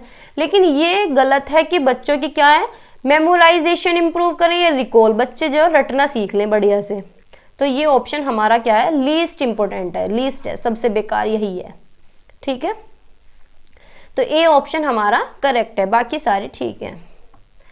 नेक्स्ट क्वेश्चन पे चलते हैं। क्वेश्चन नंबर 76 बताइए, a teacher introduced a game called sport the word.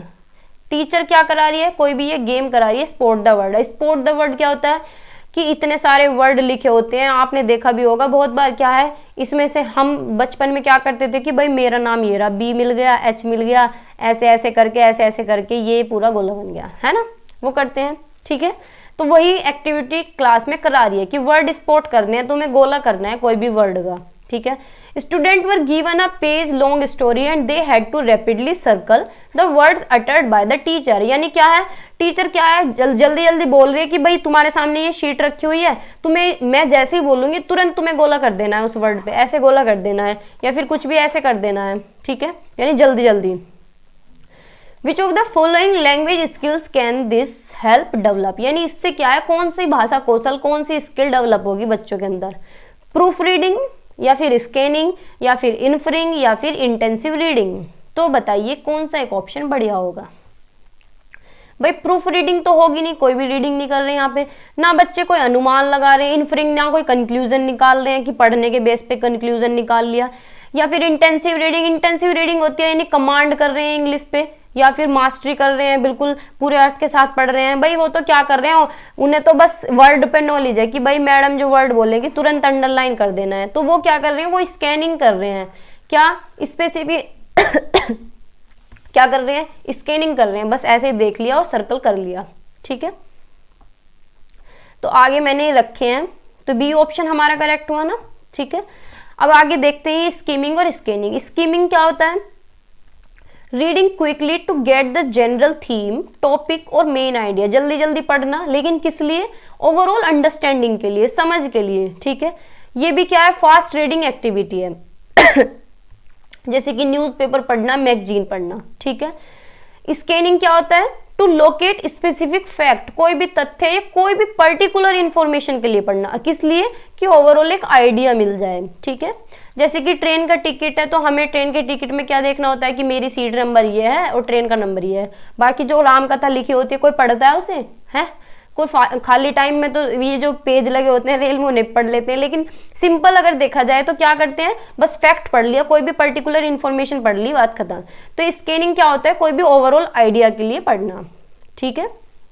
और स्कीमिंग होती है ओवरऑल अंडरस्टैंडिंग के लिए, यानी ओवरऑल समझ के लिए, ठीक है।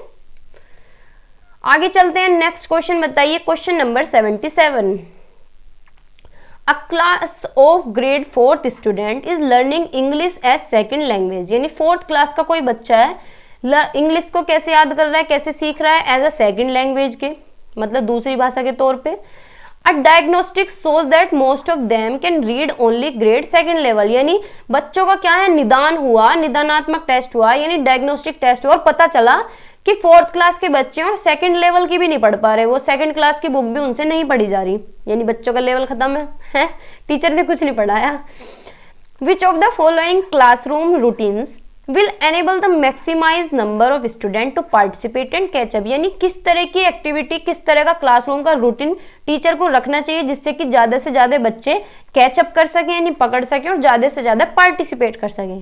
भाई बच्चों का लेवल गिर चुका है पूरा, है जो ऐसा होने लगे प्राइवेट स्कूल में टीचर को पकड़ के ले आएंगे घर कि हमारे बच्चे पे इतना कम कैसे आया है। तो बताइए, ए ऑप्शन है इडियम ऑफ द डे, यानी एक दिन में एक मुहावरा करवाएं कि डे ऑफ द इडियम ये है, आज का मुहावरा ये है। Teacher present an idiom related to lesson daily, यानी लेसन के बेस पे कोई भी मुहावरा याद करवाएं तो उनकी इंग्लिश इंप्रूव होगी, बच्चे अच्छे से पढ़ना सीखेंगे। या फिर वीकेंड रीड कराएं, यानी साप्ताहिक में सप्ताह में एक बार रीडिंग करवाएं। Student share about the novel और the book that they read, यानी जो भी बुक पढ़ते हैं, जो भी बच्चे पढ़ते हैं नॉवल, उसे शेयर करें एक सप्ते में एक बार। या फिर सी ऑप्शन है डेली टॉक, डेली कराएं, डेली बातचीत कराएं, डिस्कशन कराएं। Student talk about some activity of the previous day for a minute every day, यानी रोज क्या कराएं कि बच्चों ने कल क्या किया था उसके बारे में डेली 1-2 मिनट, कुछ मिनट के लिए डिस्कशन हो। डी ऑप्शन है जनरल राइटिंग कराएं, यानी student free right for about 5 minute before starting the class, यानी डेली राइटिंग कराएं कि क्लास शुरू होने से पहले तुम 5 मिनट लिखोगे फ्री होके। तो बताइए कौन सा एक ऑप्शन बेस्ट होगा। भाई क्या है, एक दिन में मुहावरा दे देंगे बच्चे को एक, तो बच्चा सीखेगा क्या, कुछ मुहावरे ही सीखेगा, फिर पढ़ना तो वो सीखेगा नहीं, मुहावरे तो जल्दी से सबके याद हो जाते हैं, है ना। वीकेंड यानी वीक में एक बार याद कराएं तो इससे क्या इंप्रूव होगा। या फिर कोई भी जनरल राइटिंग कराएं तो राइटिंग करने से उनकी रीडिंग थोड़ी इंप्रूव होगी। बच्चे से क्या है, डेली डिस्कशन कराएं, डेली टॉक कराएं कि भाई तुम बातचीत करो इंग्लिश में 5-10 मिनट डेली डिस्कशन करेंगे, अपने आप इंप्रूव हो जाएगी। तो सी ऑप्शन हमारा करेक्ट है ना। तो सी ऑप्शन करेक्ट है, ठीक है। आगे चलते हैं, बताइए next question. Question number 78। Which of the following principle does NCF 2005 expect a teacher to keep in a mind, यानी NCF 2005 टीचर से एक्सपेक्ट करता है, उम्मीद करता है कि टीचर क्या है अपने दिमाग में रखे while teaching in a multilingual classroom, जब वो बहुभाषित कक्षा में पढ़ा रहा हो। क्या, childrens English proficiency greatly improve through exposure, यानी बच्चे की क्या है इंग्लिश की प्रोफिशिएंसी बढ़ सके इंग्लिश बोलने की, ये दिमाग में रखे। Linguistic diversity in class Constance English language teaching, यानी क्या है क्लास में क्या है लिंग्विस्टिक डाइवर्सिटी और किस पे फोकस है, इंग्लिश लैंग्वेज टीचिंग पे। Children learn better through drills and rigorous practice, यानी बच्चा क्या है ज्यादा ड्रिल से और प्रैक्टिस से सीखेगा, ये दिमाग में रखेगा। या फिर लैंग्वेज इज कंस्टिट्यूटिव, यानी लैंग्वेज कैसे कंस्टिट्यूट होती है, child's cultural and social identity, यानी बच्चे की क्या है सामाजिक और सांस्कृतिक पहचान से। तो भाई यही ऑप्शन ठीक है हमारा कि क्या है लैंग्वेज कैसे कंस्टिट्यूट होती है, सामाजिक और समाज में रह के इंटरेक्शन करके कल्चरली ऐसी तो इंप्रूव होती है ना। तो यही ऑप्शन हमारा बेस्ट है। ना तो हमें ड्रिल करानी है, रिग्रेस प्रैक्टिस नहीं करानी है, और ना ही इंग्लिश की बात हो रही है यहाँ पे कि इंग्लिश ऐसे पढ़ानी है। ये तो मल्टीलिंगुअल क्लासरूम है, यहाँ सिर्फ भाषा की बात है, ठीक है। तो ए ऑप्शन भी नहीं होगा, ना ही बी होगा, ना ही सी होगा, डी ऑप्शन हमारा यहाँ पे करेक्ट होगा, ठीक है। आगे चलते हैं, नेक्स्ट क्वेश्चन बताइए, क्वेश्चन नंबर 79।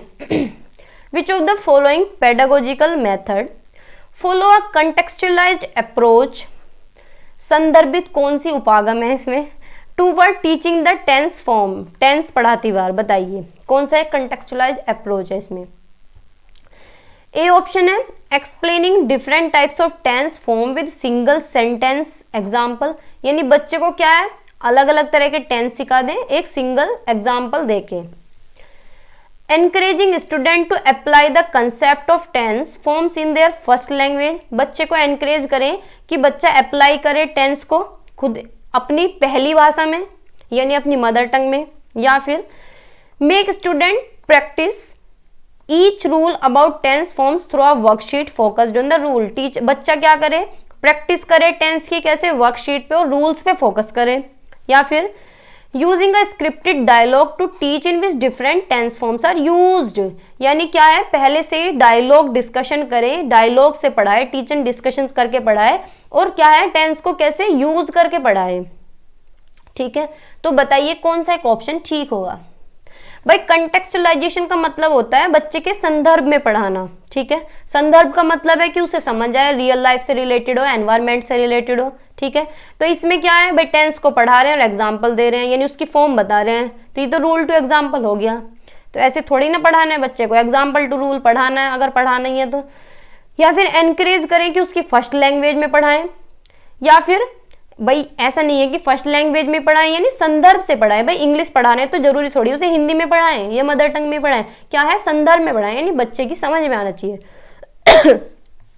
ठीक है, रूल्स की प्रैक्टिस करा दें, वो भी कैसे कि ज्यादा फोकस रूल पे ही रहे।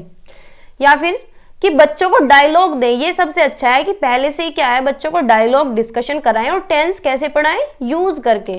भाई टेंस कैसे पढ़ाएं यूज करके कि भाई मैं प्रेजेंट टेंस है तो प्रेजेंट में काम हो रहा है, फ्यूचर का टेंस है तो फ्यूचर में काम हो रहा है। बच्चों को ज्यादा ज्यादा यूज कराएं कि जो सेंटेंस तुम यूज कर रहे हो ये क्या है, ये प्रेजेंट का टेंस है, ये क्या है, ये फ्यूचर का है। ठीक है, तो ये ऑप्शन हमारा करेक्ट है, डी ऑप्शन हमारा करेक्ट है।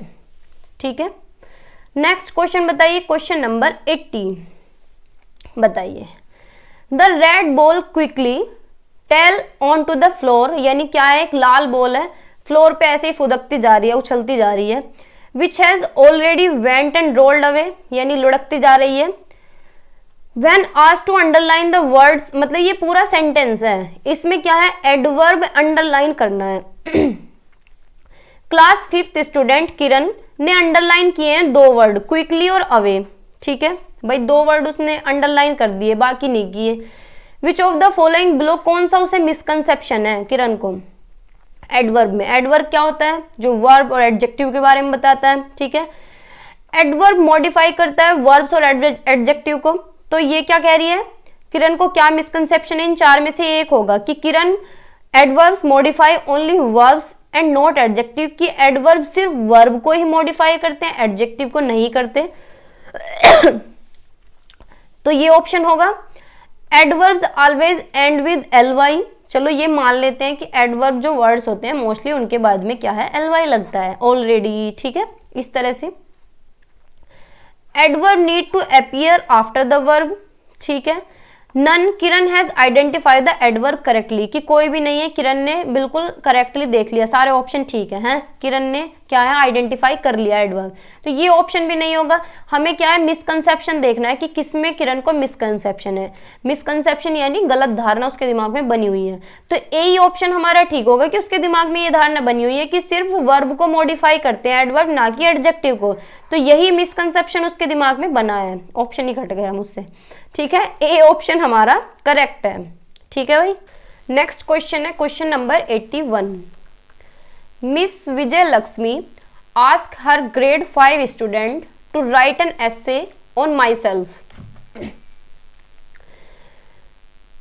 Post the assignment. Which of the following question would most help use this exercise for assessment as learning? Question किसके बेस पे, असेसमेंट एज लर्निंग पे। विजय लक्ष्मी जो है 5वीं क्लास की किसी बच्चे से कह रही है कि माई सेल्फ लिखो। किसी से क्या, ऑलमोस्ट सभी बच्चों से कह रही है कि क्या लिखना है, माई सेल्फ लिखना है, अपने बारे में लिखना है। ठीक है, तो इस जो एक्सरसाइज में सबसे ज्यादा हेल्पफुल असेसमेंट एज लर्निंग के लिए कौन सा पॉइंट है।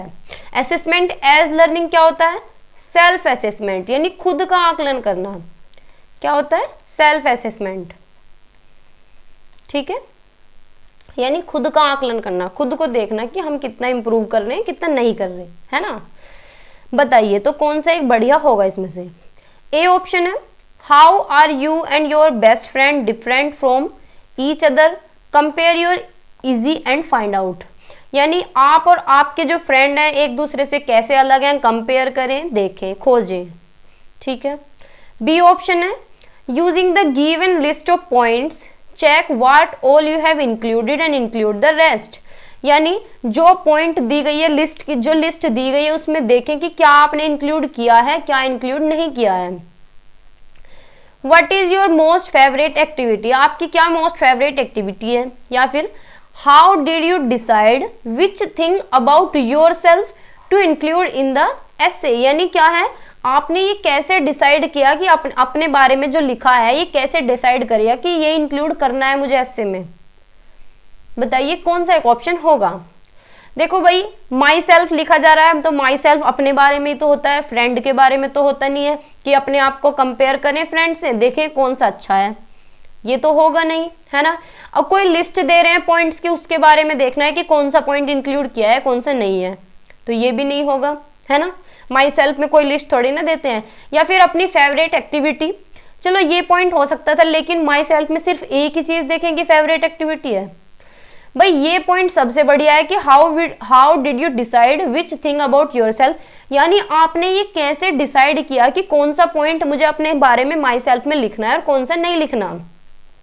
भाई अगर मैं माई सेल्फ लिख रही हूँ और कह रही हूँ कि मैं अपने आप बारे में लिख रही हूँ कि मैं एक बहुत अच्छी लड़की हूँ, मैं पढ़ाई करती हूँ, तो मैंने ये कैसे इंक्लूड किया, इसमें कैसे डिसाइड किया कि मैं पढ़ती हूँ या मैं नहीं पढ़ती, मैं अच्छी लड़की हूँ या नहीं हूँ, है ना।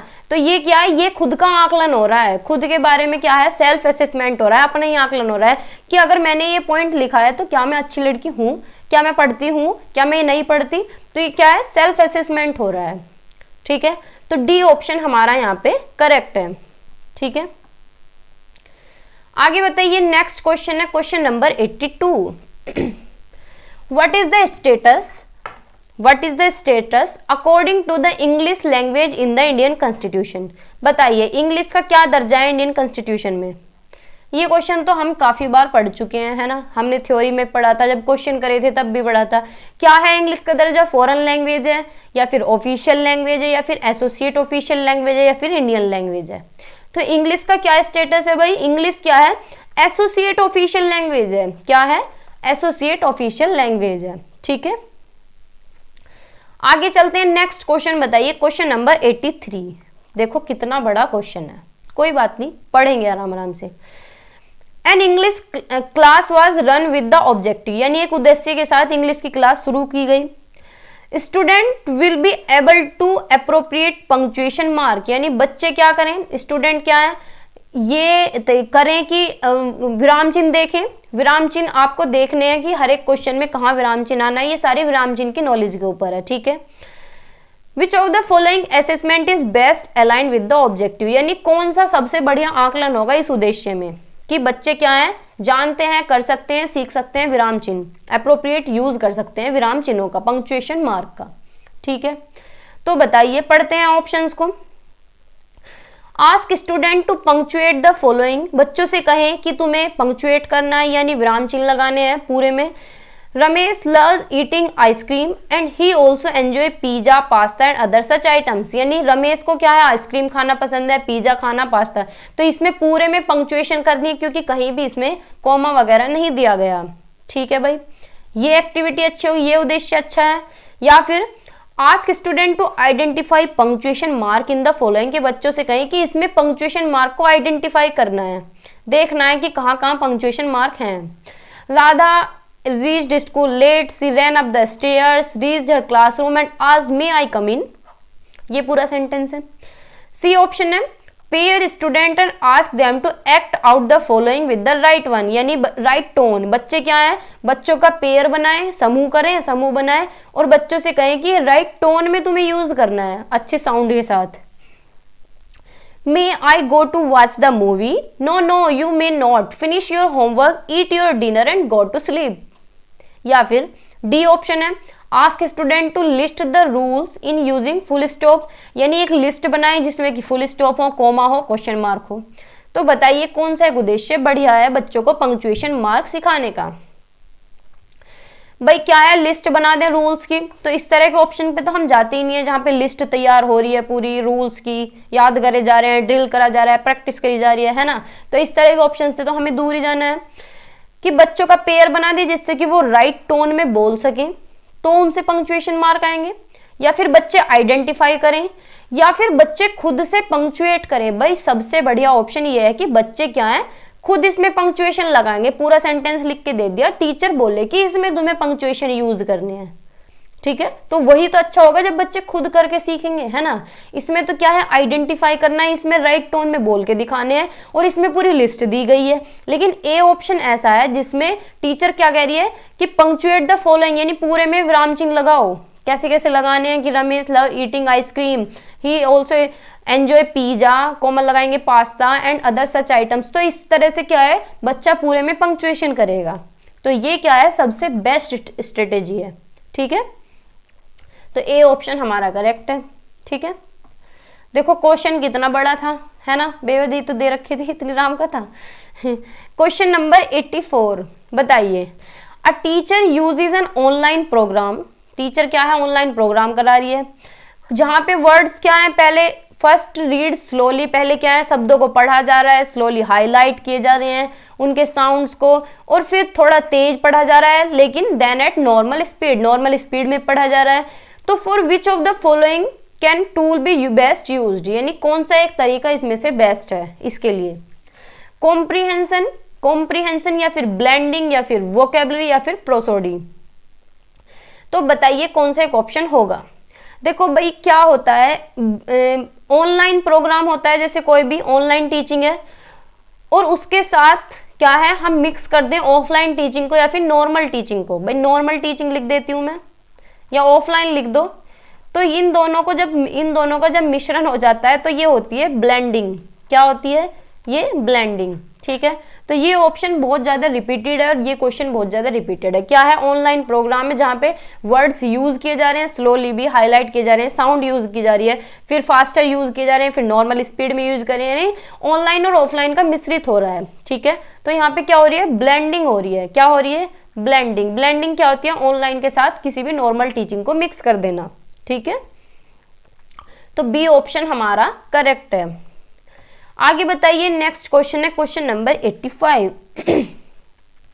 Miss Renu in her class 5th tales a story in English, यानी क्लास 5वीं में क्या है, मिस रेनू क्या है, स्टोरी बता रही है इंग्लिश में। Ask a student to tell the story in their language, और बच्चों से कहती है कि स्टोरी को अपनी भाषा में बताओ, ठीक है। C ask them to tell the story in group of 5 by taking turns, यानी 5-5 के ग्रुप में क्या है बतानी है कि 5 बच्चे पहले बताएंगे, फिर 5, मतलब पूरा ग्रुप बना दिया, और टर्न बाय टर्न तुम बताओगे, ठीक है। What strategy does she follow in her classroom, किस तरह की स्ट्रेटेजी वो यूज कर रही है। मल्टीलिंग्वलिज्म, बाइलिंग्वलिज्म, या ट्रांसलैंग्वेजिंग, या फिर ग्रुप वर्क। बताइए कौन सा एक ऑप्शन अच्छा होगा।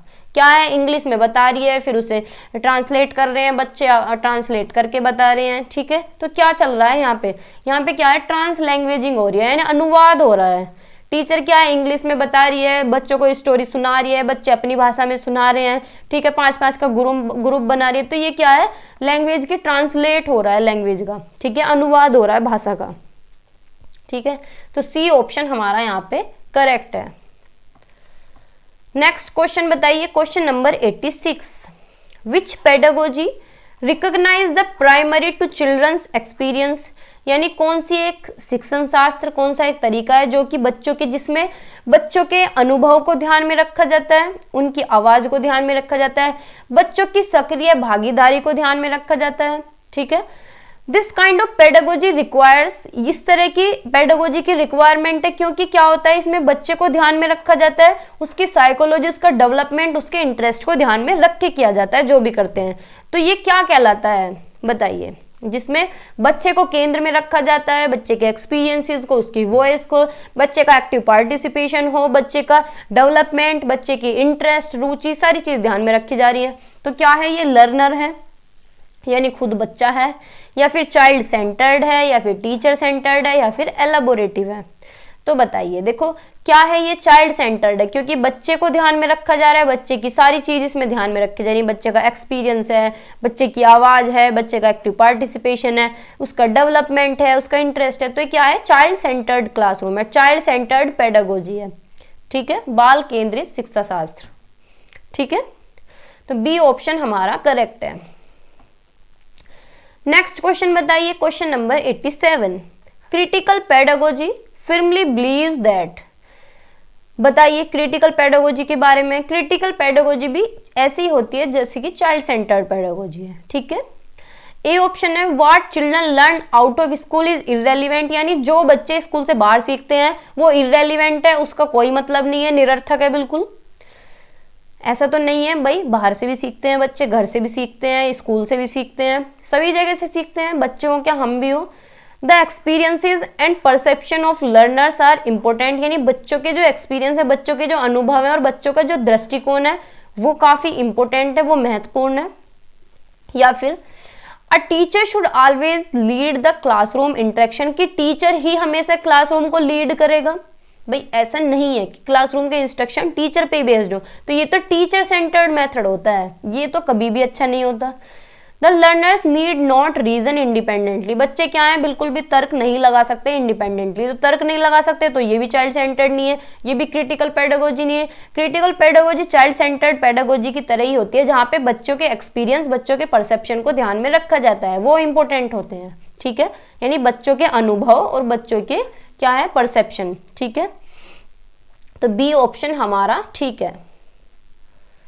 नेक्स्ट क्वेश्चन बताइए, question number 88, if a teacher engage student in an activity, यानी टीचर क्या है, बच्चों को एंगेज कर रहा है, पार्टिसिपेट कर रहे हैं बच्चे किसी एक्टिविटी में, कब कर रहे हैं, किसी भी लेसन को स्टार्ट करने से पहले, कोई भी लेसन स्टार्ट करने से पहले बच्चे एंगेज हो रहे हैं, सारे उन्हें एंगेज कर रहे हैं किसी भी एक्टिविटी में, तो टीचर का क्या पर्पज है यहाँ बताइए।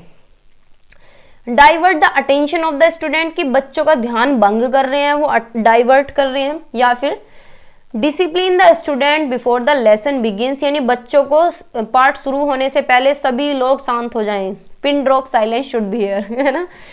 रिड्यूस द वर्कलोड, की वर्कलोड उनका कम हो रहा है। या फिर motivate and energize the student, बताइए भाई, हमने प्रिंसिपल ऑफ मोटिवेशन पढ़ा था, तो मोटिवेशन का यही तो मतलब है कि क्लास स्टार्ट होने से पहले टीचर क्या करे, बच्चों को सीखने के लिए तैयार करे, रेडी करे, मोटिवेट करे।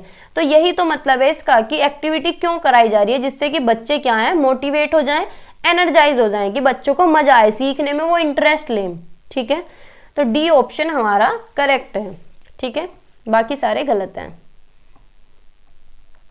नेक्स्ट क्वेश्चन बताइए, ह्यूमन लर्न्स लैंग्वेज, कैसे सीखते हैं ह्यूमन, मतलब हम भाषा को सीखते हैं, the way they do some other skills and abilities through experiences, यानी हम भाषा भी इसी तरह से सीखते हैं जैसे हम और एबिलिटीज गेन करते हैं या फिर कोई भी कौशल विकसित करते हैं, तो ऐसे ही हम भाषा को विकसित करते हैं। तो सभी ने अपने अपने विचार दिए हैं भाई, सभी यही तो कहते हैं। चोम्स्की कहते हैं कि जन्मजात सीखते हैं, पियाजे कहते हैं कि हम स्टेजेस के थ्रू होके गुजरते हैं, वाइगोत्स्की कहते हैं कि हम इंटरेक्शन के थ्रू सीखते हैं। लेकिन इसमें कौन से थ्योरिस्ट हैं जो ये तर्क नहीं देते कि बच्चा क्या है, सभी स्किल्स के, सभी एबिलिटीज की तरह सीख लेता है भाषा को। सिर्फ एक स्किनर ही ऐसे हैं जो कहते हैं कि बच्चा क्या है, ये तो पुनर्वलन से सीखता है, स्टिमुलस रेस्पॉन्स के थ्रू सीखता है। कैसे? स्टिमुलस रेस्पॉन्स के थ्रू या पॉजिटिव रीइंफोर्समेंट्स, खाली रीइंफोर्समेंट, ठीक है, तो इस तरह से बच्चा सीखता है। तो यही ऐसा कहते हैं, तो इसमें यही पूछा था कि कौन सा एक नहीं है, ठीक है, तो डी ऑप्शन हमारा यहाँ पे करेक्ट है। बाकी सब इस चीज को पॉजिटिव मानते हैं कि सब इसी तरह से सीखते हैं भाषा को, जैसे हम और स्किल्स एक्वायर करते हैं, ठीक है, और स्किल्स को सीखते हैं या और एबिलिटीज सीखते हैं, ठीक है। सिर्फ स्किनर अलग कहते हैं, स्किनर कहते हैं कि बच्चा क्या है, उद्दीपन करके सीखता है, रीइंफोर्समेंट पुनर्बलन से सीखता है, ठीक है, रिवार्ड और पनिशमेंट के थ्रू सीखता है, पिट के सीखेगा, है, तो डी ऑप्शन हमारा करेक्ट है। नेक्स्ट क्वेश्चन बताइए, question number 90, the learners in a constructivist classroom, यानी एक रचनावादी कक्षा में कैसा होना चाहिए बच्चा, interact in groups and create noise in the classroom, की इंटरेक्शन करे, अंत्यक्रिया करे ग्रुप में और क्लास में क्या है, बातचीत करे। नॉइज से मतलब यहाँ शोर मचाना नहीं है, नॉइज से मतलब है यहाँ बातचीत करना, डिस्कशन करना, बोलना कक्षा में, ठीक है। Pen down all options in the notebook, की नोटबुक में सारे ऑप्शन नोट डाउन कर ले।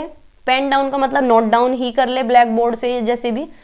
Interact only with the teacher, की एक रचनावादी कक्षा में क्या है, टीचर के साथ ही इंटरेक्शन हो बस, और किसी से ना इंटरेक्शन हो। Do not interact at all, यानी किसी से भी इंटरेक्शन ना हो। तो भाई ऐसा नहीं है, रचनावादी कक्षा तो जितनी भी हैं वो सारी हमारी नई पॉलिसियों से जुड़ी हुई हैं, कि बच्चा क्या है, सक्रिय सीखता है, एक्टिवली पार्टिसिपेट करता है, इंटरेक्शन करता है, पीयर ट्यूटोरिंग करता है, यानी अपने डिस्कशन करता है, अपने दोस्तों के साथ ज़्यादा बातचीत करनी चाहिए, टीचर्स के साथ डिस्कशन करना चाहिए, क्लास में इंटरेक्शन होना चाहिए, ग्रुप में इंटरेक्शन होना चाहिए। ठीक है, तो यही ऑप्शन हमारा बेस्ट है। ये नहीं है कि नोट डाउन कर ले ब्लैक बोर्ड से, या सिर्फ टीचर के साथ इंटरेक्शन करेगा, कि किसी स्कूल में कॉलेज में क्या होता है कि लड़कों को लड़कियों से बोलने नहीं दिया जाता है ना, तो ये गलत बात है। ठीक है, इंटरेक्शन करके बच्चा सीखता है। ठीक है, 10 बातें सीखने को मिलती हैं, तो ए ऑप्शन हमारा करेक्ट है। क्वेश्चन नंबर 91 बताइए, which of the following do not constitute as the principle of language teaching, कौन सा एक इनमें भाषा अधिगम के लिए सही नहीं है, कौन से उसके सिद्धांत पे कौन सा आधारित नहीं है। ठीक है, प्रिंसिपल ऑफ लैंग्वेज टीचिंग पे। सिलेक्शन एंड ग्रेडेशन, भाई हमने प्रिंसिपल पढ़े थे और हमने लैंग्वेज टीचिंग के सारे अप्रोचेज मेथड भी पढ़े थे, तो सिलेक्शन एंड ग्रेडेशन मेथड भी आया था। सिलेक्शन का मतलब होता है कि बच्चे के लेवल के अकॉर्डिंग, बच्चे की एज के अकॉर्डिंग, बच्चे के इंटरेस्ट के अकॉर्डिंग मटेरियल सेलेक्ट करना। और ग्रेडेशन का मतलब होता है सिंपल टू कॉम्प्लेक्स जाना, यानी जो भी हम बच्चे को पढ़ा रहे हैं वो पहले सिंपल पढ़ाएं, उसके बाद कठिन की तरफ जाएं। यही पढ़ा था ना हमने जब थ्योरी करी थी, है ना। बी ऑप्शन है focus exclusively in reading skill, कि सिर्फ रीडिंग स्किल पे फोकस करें, ऐसा पढ़ा था क्या हमने, नहीं ना। Teaching in an integrated manner, तो ये भी ठीक है, टीचिंग कैसे पढ़ाएं, इंटीग्रेट करके, एकीकृत करके, सभी को इंटीग्रेट करें, सभी का इन्वॉल्वमेंट हो। एक्सपोजर टू लैंग्वेज, लैंग्वेज भी एक्सपोज हो, सभी को आती हो। लेकिन ये ऑप्शन गलत है कि सिर्फ रीडिंग स्किल पे फोकस करें, ऐसे नहीं है, हमें चारों स्किल पे फोकस करना है, LSRW पे, लिसनिंग पे, स्पीकिंग पे, रीडिंग पे, राइटिंग पे। ठीक है, तो ये ऑप्शन हमारा गलत है, नोट पूछा है। ठीक है, तो बी ऑप्शन हमारा सही है, मतलब, है ना। आगे चलते हैं, क्वेश्चन नंबर 92 बताइए, to facilitate peer acceptance which classroom is appropriate, यानी क्या है, बच्चे की एक्सेप्टेंस के लिए, बच्चे को स्वीकार करने के लिए कौन सी एक तरीका बढ़िया है, बताइए। किस तरह का क्लासरूम होना चाहिए जहां बच्चे को स्वीकृत फील हो कि मुझे एक्सेप्ट किया जा रहा है। An inclusive classroom with diverse learners, यानी इंक्लूसिव क्लासरूम हो, यानी समावेशी कक्षा हो जिसमें अलग अलग तरह के बच्चे हों, डाइवर्स लर्नर्स हो। या फिर inclusive classroom with selected learner, यानी इंक्लूसिव क्लासरूम हो लेकिन बच्चे कैसे हो, सिर्फ सेलेक्टेड हो उसमें, कि भाई तुम इंटेलिजेंट हो आ जाओ इधर, डल हो तो चलो उधर, है। C option, an exclusive classroom with diverse learner, exclusive classroom हो कि अपनी मर्जी से सब कुछ चलेगा, बच्चे के अकॉर्डिंग कुछ नहीं होगा, कि भाई इंटेलिजेंट है तो इसका एक, जो हैंडीकैप्ड है उनके लिए अलग क्लासरूम बना दिया, दूसरों के लिए अलग। तो एक्सक्लूसिव तो दोनों ही गलत हैं, इसमें भी एक्सक्लूसिव है, इसमें भी। इन ऑप्शंस को तो हम पढ़े बिना भी काट देंगे। ठीक है, इंक्लूसिव तो ठीक है भाई, इंक्लूसिव क्लासरूम होना चाहिए, लेकिन सेलेक्टेड बच्चों के साथ थोड़ा ही ना होना चाहिए कि बस सेलेक्टेड बच्चों के साथ हो। अगर सेलेक्टेड बच्चों के साथ हुआ तो फिर वो इंक्लूसिव थोड़ी ना हुआ। इंक्लूसिव का मतलब तो ये होता है कि सभी बच्चों को एक साथ लेके चला जाए, चाहे कोई किसी बैकग्राउंड से आ रहा हो, कोई भी उसकी कास्ट हो, कोई भी उसकी जाति हो, कोई भी उसका लेवल हो, अमीर हो, गरीब हो, कैसा भी बच्चा हो, हर तरह का डाइवर्स हो, विभिन्न हर तरह के बच्चे एक ही क्लास में बिल्कुल एक तरीके से पढ़े, एक अच्छे तरीके से, यानी सूटेबल, जो उनके लिए सही हो। ठीक है, तो ए ऑप्शन हमारा करेक्ट है। ठीक है, आगे चलते हैं, क्वेश्चन नंबर 93 बताइए, which of the following is not the purpose of remedial teaching, यानी उपचारात्मक शिक्षण का एक कौन सा उद्देश्य नहीं है। रिमेडियल टीचिंग क्या होते हैं कि बच्चे को पहले डायग्नोज करते हैं, देखते हैं कि बच्चे को क्यों नहीं इंप्रूव कर रहा, क्या समझ नहीं आ रहा, कौन से गैप रह जा रहे हैं। लेकिन रिमेडियल टीचिंग क्या होता है कि बच्चे की गैप फिल करना, जो कमियां रह गई हैं, क्यों बच्चा इंप्रूव नहीं करना, वो इंप्रूव उसे कराना, यानी एक तरह से दोबारा पढ़ाना, जिस तरह से भी रिमेडियल टीचिंग दे सकते हैं। ठीक है, तो ये होता है। तो इसमें से कौन सा एक तरीका नहीं है, बताइए। ए ऑप्शन है टू एलिमिनेट इनइफेक्टिव हैबिट्स, कि जो इनइफेक्टिव हैबिट्स हैं, गलत हैबिट है, उन्हें एलिमिनेट करें, ये इन इसके साथ लगा हुआ होना चाहिए। ठीक है, अलग हट गया। ये भी बात ठीक है कि बच्चे की गलत हैबिटों को क्या है, एलिमिनेट करें, सही बात है। To teach again the language items not learn properly, यानी जो बच्चा नहीं सीख रहा है उसे दोबारा से पढ़ाना, जो उनने नहीं सीखा उसे दोबारा से पढ़ाना।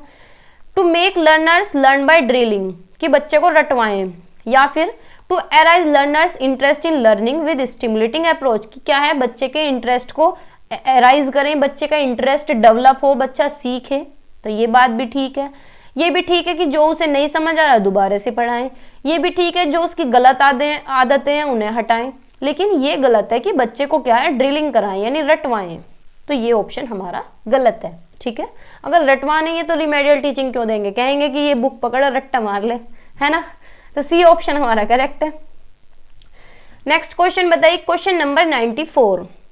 फॉर मैक्सिमाइजिंग स्टूडेंट्स पार्टिसिपेशन, यानी ज्यादा से ज्यादा बच्चों का पार्टिसिपेशन हो, कब, जब इंग्लिश पढ़ाई जा रही हो, तो उसके लिए कौन सा एक अप्रोच अच्छी होगी जिसमें ज्यादा से ज्यादा बच्चे पार्टिसिपेट कर सकें। ठीक है, स्ट्रक्चरल अप्रोच, या फिर कम्युनिकेटिव अप्रोच, या फिर ग्रामर ट्रांसलेशन मेथड, या फिर इमर्सन मेथड। बताइए कौन सा एक बेस्ट होगा जहां पे ज्यादा से ज्यादा बच्चे पार्टिसिपेट कर सकें। तो बताइए कौन सा एक मेथड अच्छा होगा। देखो भाई, ज्यादा से ज्यादा बच्चे तो तभी पार्टिसिपेट करेंगे जब उन्हें इंटरेस्ट आएगा। ठीक है, और बच्चों को इंटरेस्ट तब आएगा जब कुछ भी अगर पढ़ रहे हो तो रियल लाइफ से रिलेट करके पढ़ा रहे हो, है ना, उनको ध्यान में रख के पढ़ाया जा रहा हो। तो ऐसा तो सिर्फ कम्युनिकेटिव अप्रोच में ही होता है। ठीक है, कम्युनिकेटिव अप्रोच में क्या होता है कि बच्चे ज्यादा से ज्यादा पार्टिसिपेट करते हैं, क्योंकि जो कम्युनिकेशन होती है वो रियल कम्युनिकेशन होती है। ठीक है, तो बी ऑप्शन हमारा यहाँ पे करेक्ट है, बाकी सारे गलत हैं। सभी के बारे में थोड़ा थोड़ा पढ़ेंगे क्योंकि ये काफी इंपॉर्टेंट है और कंफ्यूजिंग भी रहती हैं, है ना। कम्युनिकेटिव अप्रोच, कम्युनिकेटिव अप्रोच क्या होता है, ये लैंग्वेज टीचिंग का ही एक मेथड है जिसमें क्या है, बच्चे कॉन्फिडेंटली कम्युनिकेट करते हैं और ज्यादा से ज्यादा बच्चे पार्टिसिपेट करते हैं। कैसे पार्टिसिपेट करते हैं, रियल कम्युनिकेशन में, यानी रियल कम्युनिकेशन होता है मतलब फेस टू फेस इंटरेक्शन होना, डायरेक्ट इन्वॉल्वमेंट होना, अच्छी कम्युनिकेशन होना जिसमें दोनों क्या है, एक्टिव हो, टीचर भी बच्चा हो या फिर बच्चे बच्चे के बीच में हो रहा तो भी एक्टिव हो। ठीक है, it aims to strengthen fluency, इसका उद्देश्य क्या होता है कि फ्लुएंसी आए भाषा में, ना कि एक्यूरेसी आए। एक्यूरेसी यानी स्पीड नहीं होनी चाहिए, लेकिन फ्लुएंसी आए, सफाई आए बोलने में। ठीक है, to promote learners to encounter real life situation and focus on communication, इसमें क्या है, किस पे फोकस है ज्यादा से ज्यादा, कम्युनिकेशन, और कैसे हो, रियल लाइफ सिचुएशंस के साथ। ठीक है, ना कि ग्रामेटिकल स्ट्रक्चर पे, इस पे ग्रामेटिकल स्ट्रक्चर पे फोकस नहीं किया गया है इस मेथड में, इस अप्रोच में। ठीक है, तो ये हुई कम्युनिकेटिव अप्रोच। ठीक है, फिर नेक्स्ट क्या है, ग्रामर ट्रांसलेशन मेथड। मैंने चारों इसलिए रखे हैं कि आगे आपको कोई से भी क्वेश्चन किसी से भी आ जाए तो आपका गलत ना हो, पॉसिबिलिटी ठीक होने की हो। ठीक है भाई, मैं तो आपकी हेल्प ही करना चाहती हूँ ना। ग्रामर ट्रांसलेशन अप्रोच, बताइए, सॉरी पढ़िए, grammar translation approach. In this approach, इस अप्रोच में क्या है, learners first learn grammatical rules, यानी क्या है, बच्चा पहले ग्रामर के रूल्स याद करेगा, फिर उन्हें अप्लाई करेगा। ठीक है, उन रूल्स को अप्लाई करेगा in translating sentence from the target language in the mother tongue, यानी क्या है, टारगेट लैंग्वेज में ट्रांसलेट करेगा या फिर मदर टंग में, लेकिन ज्यादा फोकस किस पे है, राइटिंग स्किल पे। ठीक है, ग्रामर ट्रांसलेशन में क्या है, फोकस किस पे है, ज्यादा राइटिंग स्किल पे। ठीक है, लेकिन ट्रांसलेशन थोड़ी सी हो जाती है, ट्रांसलेट कर लेते हैं, टीचर कर लेती है क्या है, मदर टंग में और टारगेट लैंग्वेज यानी इंग्लिश हिंदी मिक्स करके थोड़ी सी पढ़ा देती है। ठीक है, लेकिन ज्यादा जो फोकस है वो टारगेट लैंग्वेज पे और रूल्स पे ज्यादा फोकस है, किस पे, रूल्स पे ज्यादा फोकस है। ठीक है, फिर स्ट्रक्चरल अप्रोच, ये भी एक लैंग्वेज ही है, लैंग्वेज टूल है जो कि that helps the learners to master the structure, यानी किस पे मास्टरी हो, सेंटेंस के स्ट्रक्चर पे और सेंटेंस के पैटर्न पे। ठीक है, किस पे ज्यादा फोकस किया गया है, कोई भी सेंटेंस हो उसका स्ट्रक्चर पूरा और उसका pattern. It is the descriptive approach that give more importance to speech only without reference to meaning, यानी मीनिंग पे कोई फोकस नहीं है, सिर्फ स्ट्रक्चर पे फोकस है, पैटर्न पे फोकस है और स्पीच पे फोकस है। ठीक है, चाहे उसका मतलब पता हो या ना हो। ठीक है, तो ये है स्ट्रक्चरल अप्रोच। ठीक है भाई, फिर है इमर्सन। इमर्सन भी लैंग्वेज का ही एक मेथड है जिसमें क्या है, यूजुअली सेकंड लैंग्वेज, यानी फोकस किस पे है, इसमें L2 पे।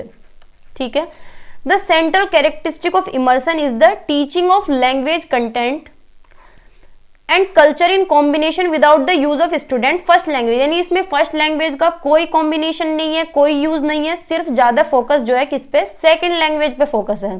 ठीक है, सेकंड लैंग्वेज पे ही फोकस है। ठीक है, तो ये क्या है, इमर्सन मेथड। ठीक है भाई, आगे चलते हैं। क्वेश्चन नंबर 95 बताइए।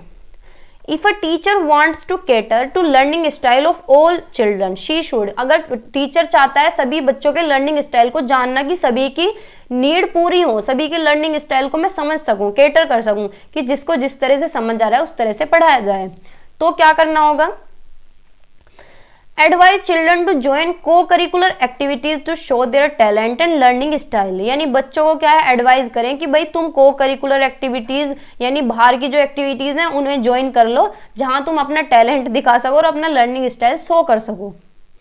या फिर revise all lesson before they appear in submissive assessment exam, यानी सारे चैप्टर रिवाइज कर लो जब तक तुम्हारे सबमिटिव एग्जाम आते हैं, फाइनल एग्जाम है। Test the student frequently to ensure that they learn the concept thoroughly, यानी बच्चों के टेस्ट लें कि बच्चों को कंसेप्ट समझ आया नहीं आया, ये एंश्योर कर लें। या फिर employ variety of teaching methods and modes to assess what caters to the diversity among the learners, यानी क्या करे टीचर, अपने मेथड्स में ही चेंज करे, वैरायटी ऑफ मेथड्स यूज करे। ठीक है, मोड्स ऑफ असेसमेंट यूज करे, जिससे कि क्या है, भिन्नता वाले जो बच्चे हैं, इंडिविजुअल डिफरेंसेस वाले जो बच्चे हैं, अलग अलग पृष्ठभूमि से जो बच्चा रहे, उन्हें क्या किया जैसे कि केटर किया जा सके, सभी को ध्यान में रखा जा सके, सभी की नीड्स को पूरा किया जा सके।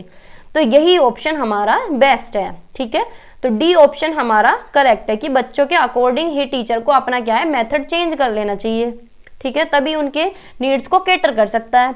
तो डी ऑप्शन हमारा करेक्ट है, बाकी सारे गलत है कि उनका टेस्ट ले लें, उन्हें सबमिटिव असेसमेंट से पहले रिवाइज करा दें या फिर कहीं और पार्टिसिपेट करें वो।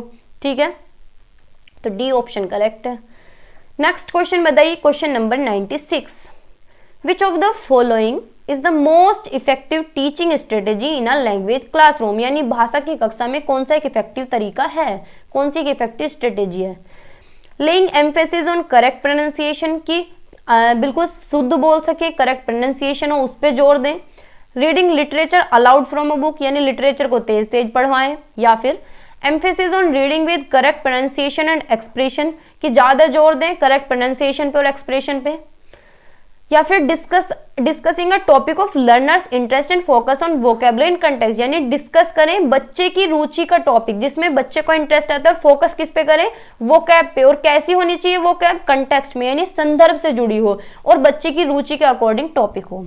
ठीक है, तो डी ऑप्शन हमारा यहाँ पे करेक्ट होगा। बाकी सारे करेक्ट हैं कि बाकी सारे गलत हैं कि करेक्ट प्रोनाउंसिएशन पे जोर दें या फिर तेज तेज बुक पढ़वाएं या फिर ज्यादा एम्फेसिस करें किस पे, दोबारा से करेक्ट प्रोनाउंसिएशन पे और एक्सप्रेशन पे, तो ये गलत है। डी ऑप्शन अच्छा है कि डिस्कस करें कैसा टॉपिक जो कि बच्चों के इंटरेस्ट का हो और फोकस करें वोकैब पे जो कि कंटेक्स्ट में हो यानी संदर्भ में हो। ठीक है, तो डी ऑप्शन यहाँ पे करेक्ट है। नेक्स्ट क्वेश्चन बताइए, question number 97।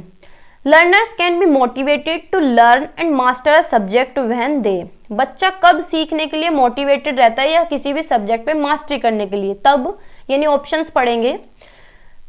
Know that they will be tested on their understanding, जब बच्चे को पता होता है कि तुम्हारी समझ का क्या है, टेस्ट लिया जाएगा। Of the subject context in their examination, exam में। या फिर believe that the work they are doing in interesting and related to their own life and teaching life, यानी जब बच्चों को विश्वास हो कि जिस काम में तुम्हारा इंटरेस्ट है या फिर तुम्हारी खुद की जिंदगी का या फिर टीचिंग लाइफ में हो, टीचर की लाइफ का हो, टीचर की लाइफ से रिलेट करें। या फिर anticipate that they will receive positive reinforcement for achieving instructional objective, यानी बच्चा तब सीखने के लिए उत्सुक होता है जब बच्चे को पॉजिटिव रीइंफोर्समेंट मिलता है, अच्छा फीडबैक मिलता है, इंस्ट्रक्शन मिलते हैं टाइम टू टाइम। या फिर perceive that they would perform better than their peers while engaging in the same task, अगर कोई सेम टास्क दिया जा रहा है तो बच्चा सीखने के लिए मोटिवेटेड रहता है कि मैं कंपेयर कर लूँ मेरे दोस्त से, मैं अच्छा परफॉर्म करूंगा। तो भाई हमें ना कंपैरिजन करवाना है, ये भी गलत है और ये भी गलत है। ये सबसे बढ़िया है कि बच्चे को टाइम टू टाइम क्या है, पॉजिटिव रीइंफोर्समेंट मिलता रहेगा, इंस्ट्रक्शन मिलते रहेंगे, तो बच्चा क्या है, सीखने के लिए मोटिवेटेड रहेगा। ठीक है, तो सी ऑप्शन करेक्ट है। 98 क्वेश्चन है, 2 क्वेश्चन बचे हैं बस हमारे। Which strategy can not be use to train student for good speech, यानी बच्चे अच्छा स्पीच बोल सकें, अच्छा ट्रेन कर सकें, तो कौन सी एक स्ट्रेटेजी इसमें से नहीं है, बताइए। डेमोन्स्ट्रेटिंग करेक्ट प्रोनाउंसिएशन, कि क्या है, करेक्ट प्रोनाउंसिएशन होनी चाहिए, ऐसा प्रदर्शन होना चाहिए बच्चों का, जब स्पीच बोलें तो प्रोनाउंसिएशन अच्छी होनी चाहिए। या फिर practicing the correct position of the tongue and lips, यानी प्रैक्टिस करवाएं कैसे, कि तुम्हारे होठों की जो फरफराहट है तो इस तरह होनी चाहिए, तुम्हारी जीभ इस तरह से चलनी चाहिए, ठीक है। या फिर providing opportunity to learners to speech in a neat life situation, बच्चों को मौके दें कि रियल लाइफ सिचुएशन के स्पीच दे सकें अपनी लाइफ से जुड़ा हुआ। या फिर बच्चों को मौके दें कि वो बोल सकें for a minute to enable you diagnose the error, कि बच्चे बोलें और तुम जो गलती कर रहे हैं बच्चे उन्हें डायग्नोज करो साथ के साथ, ऐसे मौके दें बच्चों को। तो ये भी ठीक है कि भाई बच्चा बोलेगा और जो गलती करेगा उसे टीचर ठीक करेगा, डायग्नोज करेगा, देखेगा, ठीक है।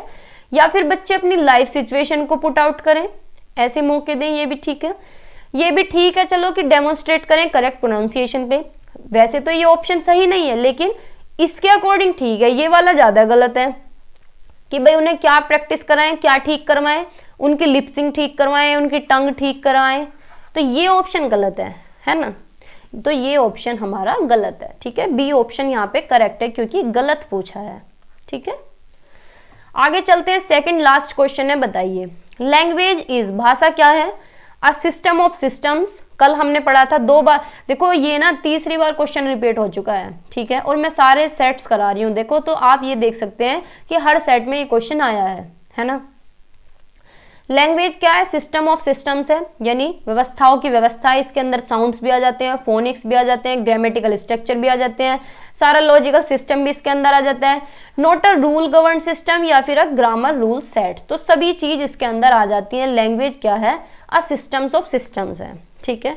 तो ये क्वेश्चन तो अब तक आपको याद भी हो गया होगा, है ना। भाई मैंने तो क्वेश्चन बनाए नहीं है, जैसे हैं बुक में, जैसे हैं सैंपल पेपर में, मैं ऐसे कर देती हूँ, ठीक है, उस पे से उठा के ऑफिशियल साइट से। The idea of comprehensible input aims at, comprehensible input किसने दिया है भाई, किसकी थ्योरी में, ये हमने पढ़ी थी ना, स्टेफन क्रेशन की थ्योरी में, पेन को क्या हो गया, स्टीफन क्रेशन की थ्योरी में है ये, ठीक है, स्टीफन क्रेशन ने। ये भी पूछ सकता है कि किसने दिया है कॉम्प्रिहेंसिबल इनपुट, तो स्टीफन क्रेशन ने दिया है, ठीक है। इनका क्या उद्देश्य है, enabling to learners to manipulate and reflect to learn language, यानी बच्चा क्या है, सक्षम हो सके सीखने के, मैन्युपुलेट कर सके, भाषा को दर्शा सके, सीख सके, यानी बच्चे का क्या है, लेवल बढ़ सके, ठीक है। कॉम्प्रिहेंसिबल इनपुट का मतलब है कि मैक्सिमाइज पोटेंशियल, बच्चे का क्या है, लेवल अप हो सके, बियॉन्ड जा सके लेवल, ठीक है, ठीक है, 1 स्टेप आगे जा सके। Enabling the learners to master the rules of language, की मास्टरी करवा दें उसे रूल्स पे।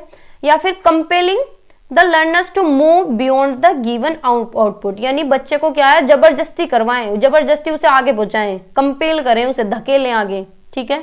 या फिर उसे कंपेल करें कि तुम मैकेनिकली यूज करो लैंग्वेज को, यानी जबरदस्ती करें उसके साथ। ये कंपेलिंग वर्ड बहुत गलत है, अगर यहाँ पे कंपेलिंग ना होता, कोई भी पॉजिटिव वर्ड होता तो ठीक होता कि क्या है, learn to move beyond the given input, यानी एक कदम आगे जाना, एक स्टेप अप जाना, कॉम्प्रिहेंसिबल इनपुट का मतलब ये होता है। लेकिन कंपेलिंग क्या होता है, एक तरह से धकेलना, जबरदस्ती करना। तो ये दोनों ही ऑप्शन गलत हैं और बी ऑप्शन भी हमारा गलत है, तो ए ऑप्शन हमारा ठीक है, ठीक है, ए ऑप्शन हमारा करेक्ट है, ठीक है। तो आज की वीडियो में इतना ही रखते हैं, अपना स्कोर बताइए। एक निशी नाम की लर्नर है, वो तो बताती हैं अपना स्कोर, बाकी कोई नहीं बताता है, ठीक है।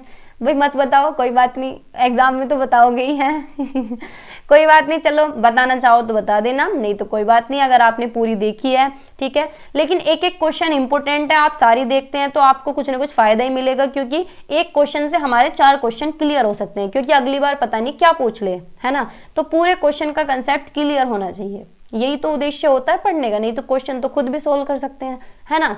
और दूसरी बात, जब हम सुनते हैं अपने कानों से तो हमें याद रह जाता है ना। भाई अगर हम ही हैं, चलो मैं अपनी आगे जैसे स्टडी कर रही हूँ, मैं एमएड कर रही हूँ, तो मैं भी सोचती हूँ कि मैं क्लासेस कहीं से ले लूँ, तो उससे ज़्यादा ध्यान रहता है ना। तो ये क्या है, इससे ज़्यादा ध्यान रहता है। बाकी अगर नए हैं तो चैनल को सब्सक्राइब कर दें, और पुराने हैं, इतने सारे बच्चों ने सब्सक्राइब नहीं किया हुआ है, कर देना, ठीक है। बाय बाय, टेक केयर, पढ़ते रहिए, मुस्कुराते रहिए, खुश रहिए, स्ट्रेस मत लीजिए, मजे में करिए, बिल्कुल बढ़िया पेपर जाएगा, अच्छे नंबर आएंगे। ठीक है, बाय बाय।